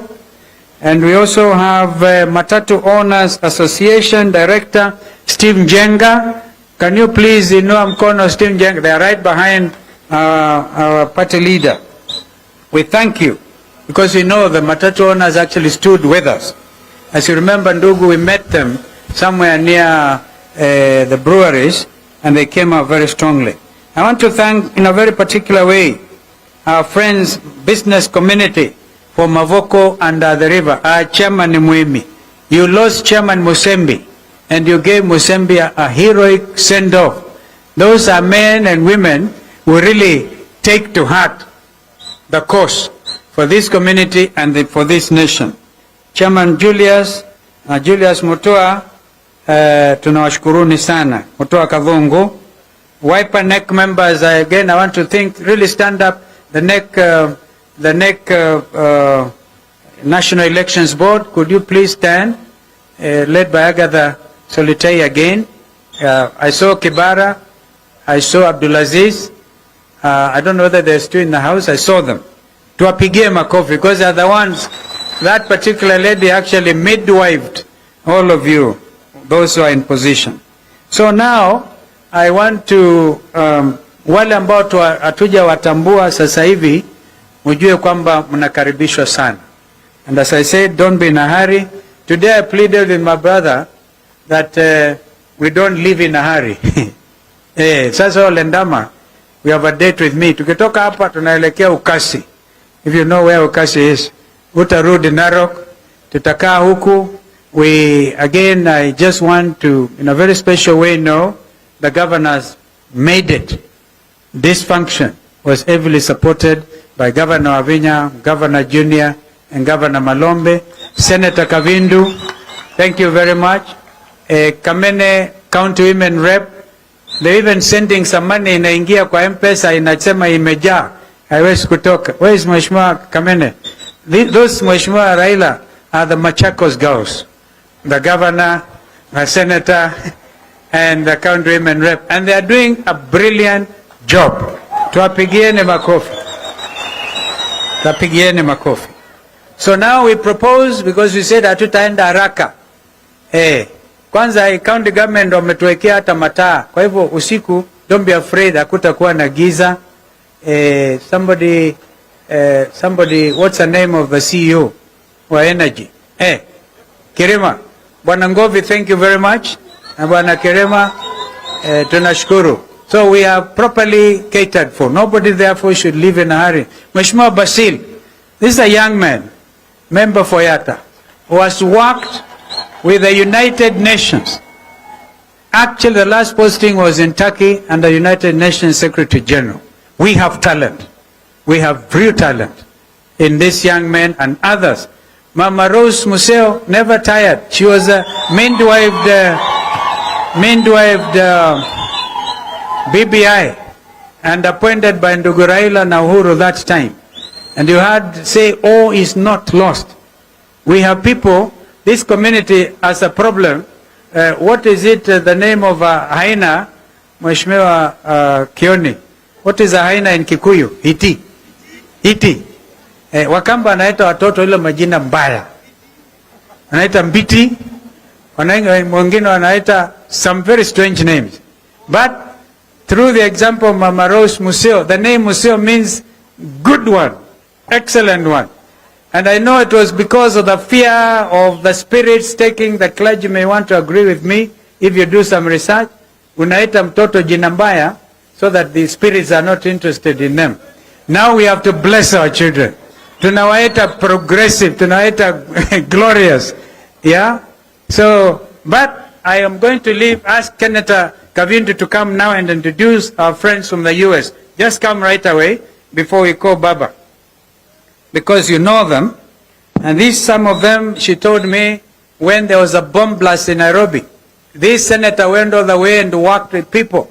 And there's an international interest where the US government, I think, is being called to order by some of the men and women who came at the invitation of the Senate, the Kenyan Senate. Because you will speak later, introduce those ones. Thank you. Thank you, Your Excellency. Can you please be upstanding as I introduce you? We have Reverend Andrew, who is from Kenya, who has also come with a bishop from US, Bishop Getane, who is born in Ethiopia but has lived in the US for the last 25 years. Welcome. We have a senator friend of Senator Beth Siengo, Senator Morgan, from all the way from Zimbabwe. He is here, and we thank you so much for coming. You are most welcome here in Ukambani. Your Excellency, thank you. Your Excellency, this bishop here is not the person I talked to you about. Thank you. That's a lawyer, and I'll talk to you later about them. Even Baba knows him, and I want us to hold hands together with the whole House of Senate and pass this bill, this motion, so that our people can be compensated, because we are talking of 25 years down the line, our people waiting for justice, Baba. We must give our people of 1998 bomb blast justice. Thank you. So that they can be compensated. Thank you. I have just seen my son Zamir. Can you stand? He's a rally driver. One time he was seen, I think he appeared in the Forbes book of the most promising young man. That's a friend of Kevin. Thank you, Zamir, and all the others. Now, please join me. And I told, please, we are so many, and I wouldn't want anybody to leave a feeling that they are not being properly recognized and or spoken. We have, of course, a very able young man who is a minority leader, who should actually be majority leader, Opio Wandai, who will introduce members of parliament. But when it comes to that, for now, please, let us all be upstanding to mkaribishe Baba.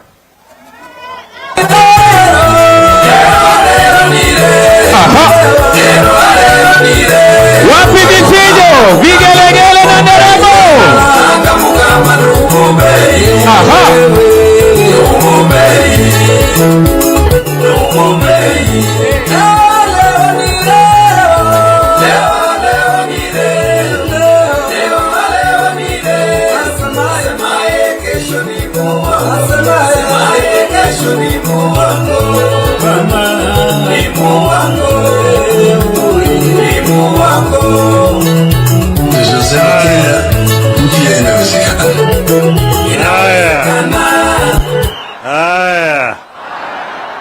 You may be seated. Wananchi oye! Akamba oye! Asanteni. Akamba mwasio? Mwasio inge? Hey, asanteni sana. Leo ndugu Stephen Kalonzo amenipatia mimi what they call carte blanche, yani an open check. Akaniambia mimi niandike chochote nahitaji, nitaweka trilioni hapo ndani yake.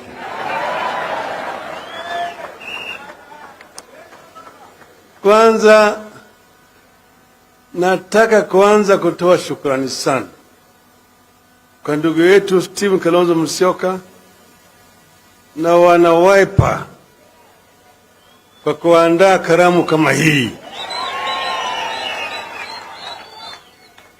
Hii ilikuwa ni karamu ya Wiper ya kutoa shukrani kwa wafuasi yao kwa juhudi na ushindi, lakini wakatualika kama Azimio.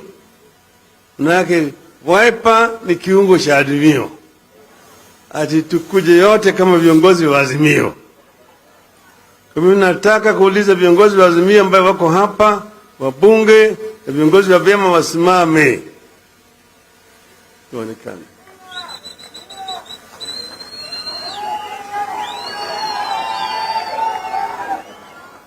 Umeona? Wengine wakuja hapa, isemekana wakuja hapa juu. Waonekane.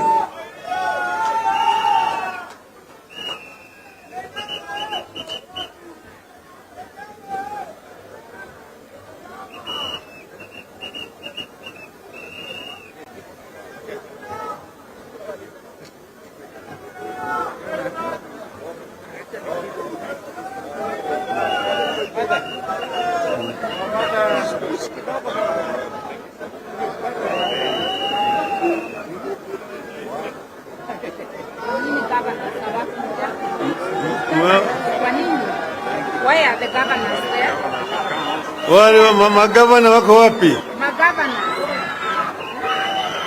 They are the primary elected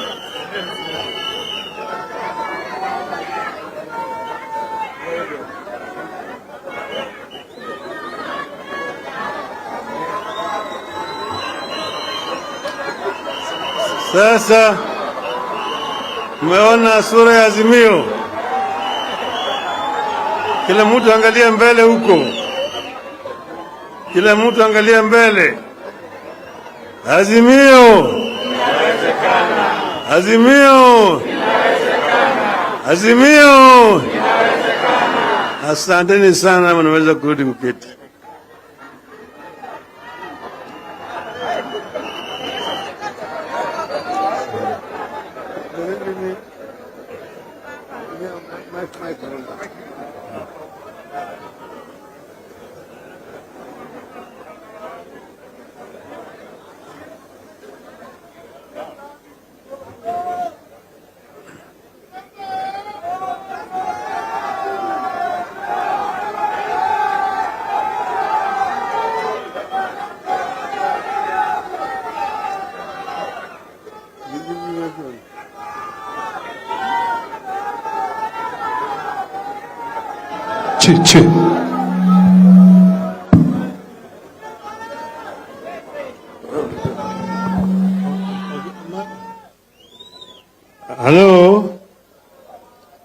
Halo, nataka vile kutoa shukrani kwa rafiki yangu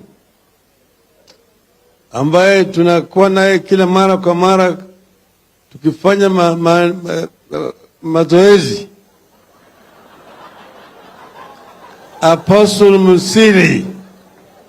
Huyu ni rafiki yangu sana, tunafanya naye mazoezi kwa gym. Naona vile sisi tuko fit kabisa. Ndio nyinyi tofauti na mambo ya Mungu, yeye ako fit kabisa. Sasa hii hafla ni muhimu sana kwetu kama wana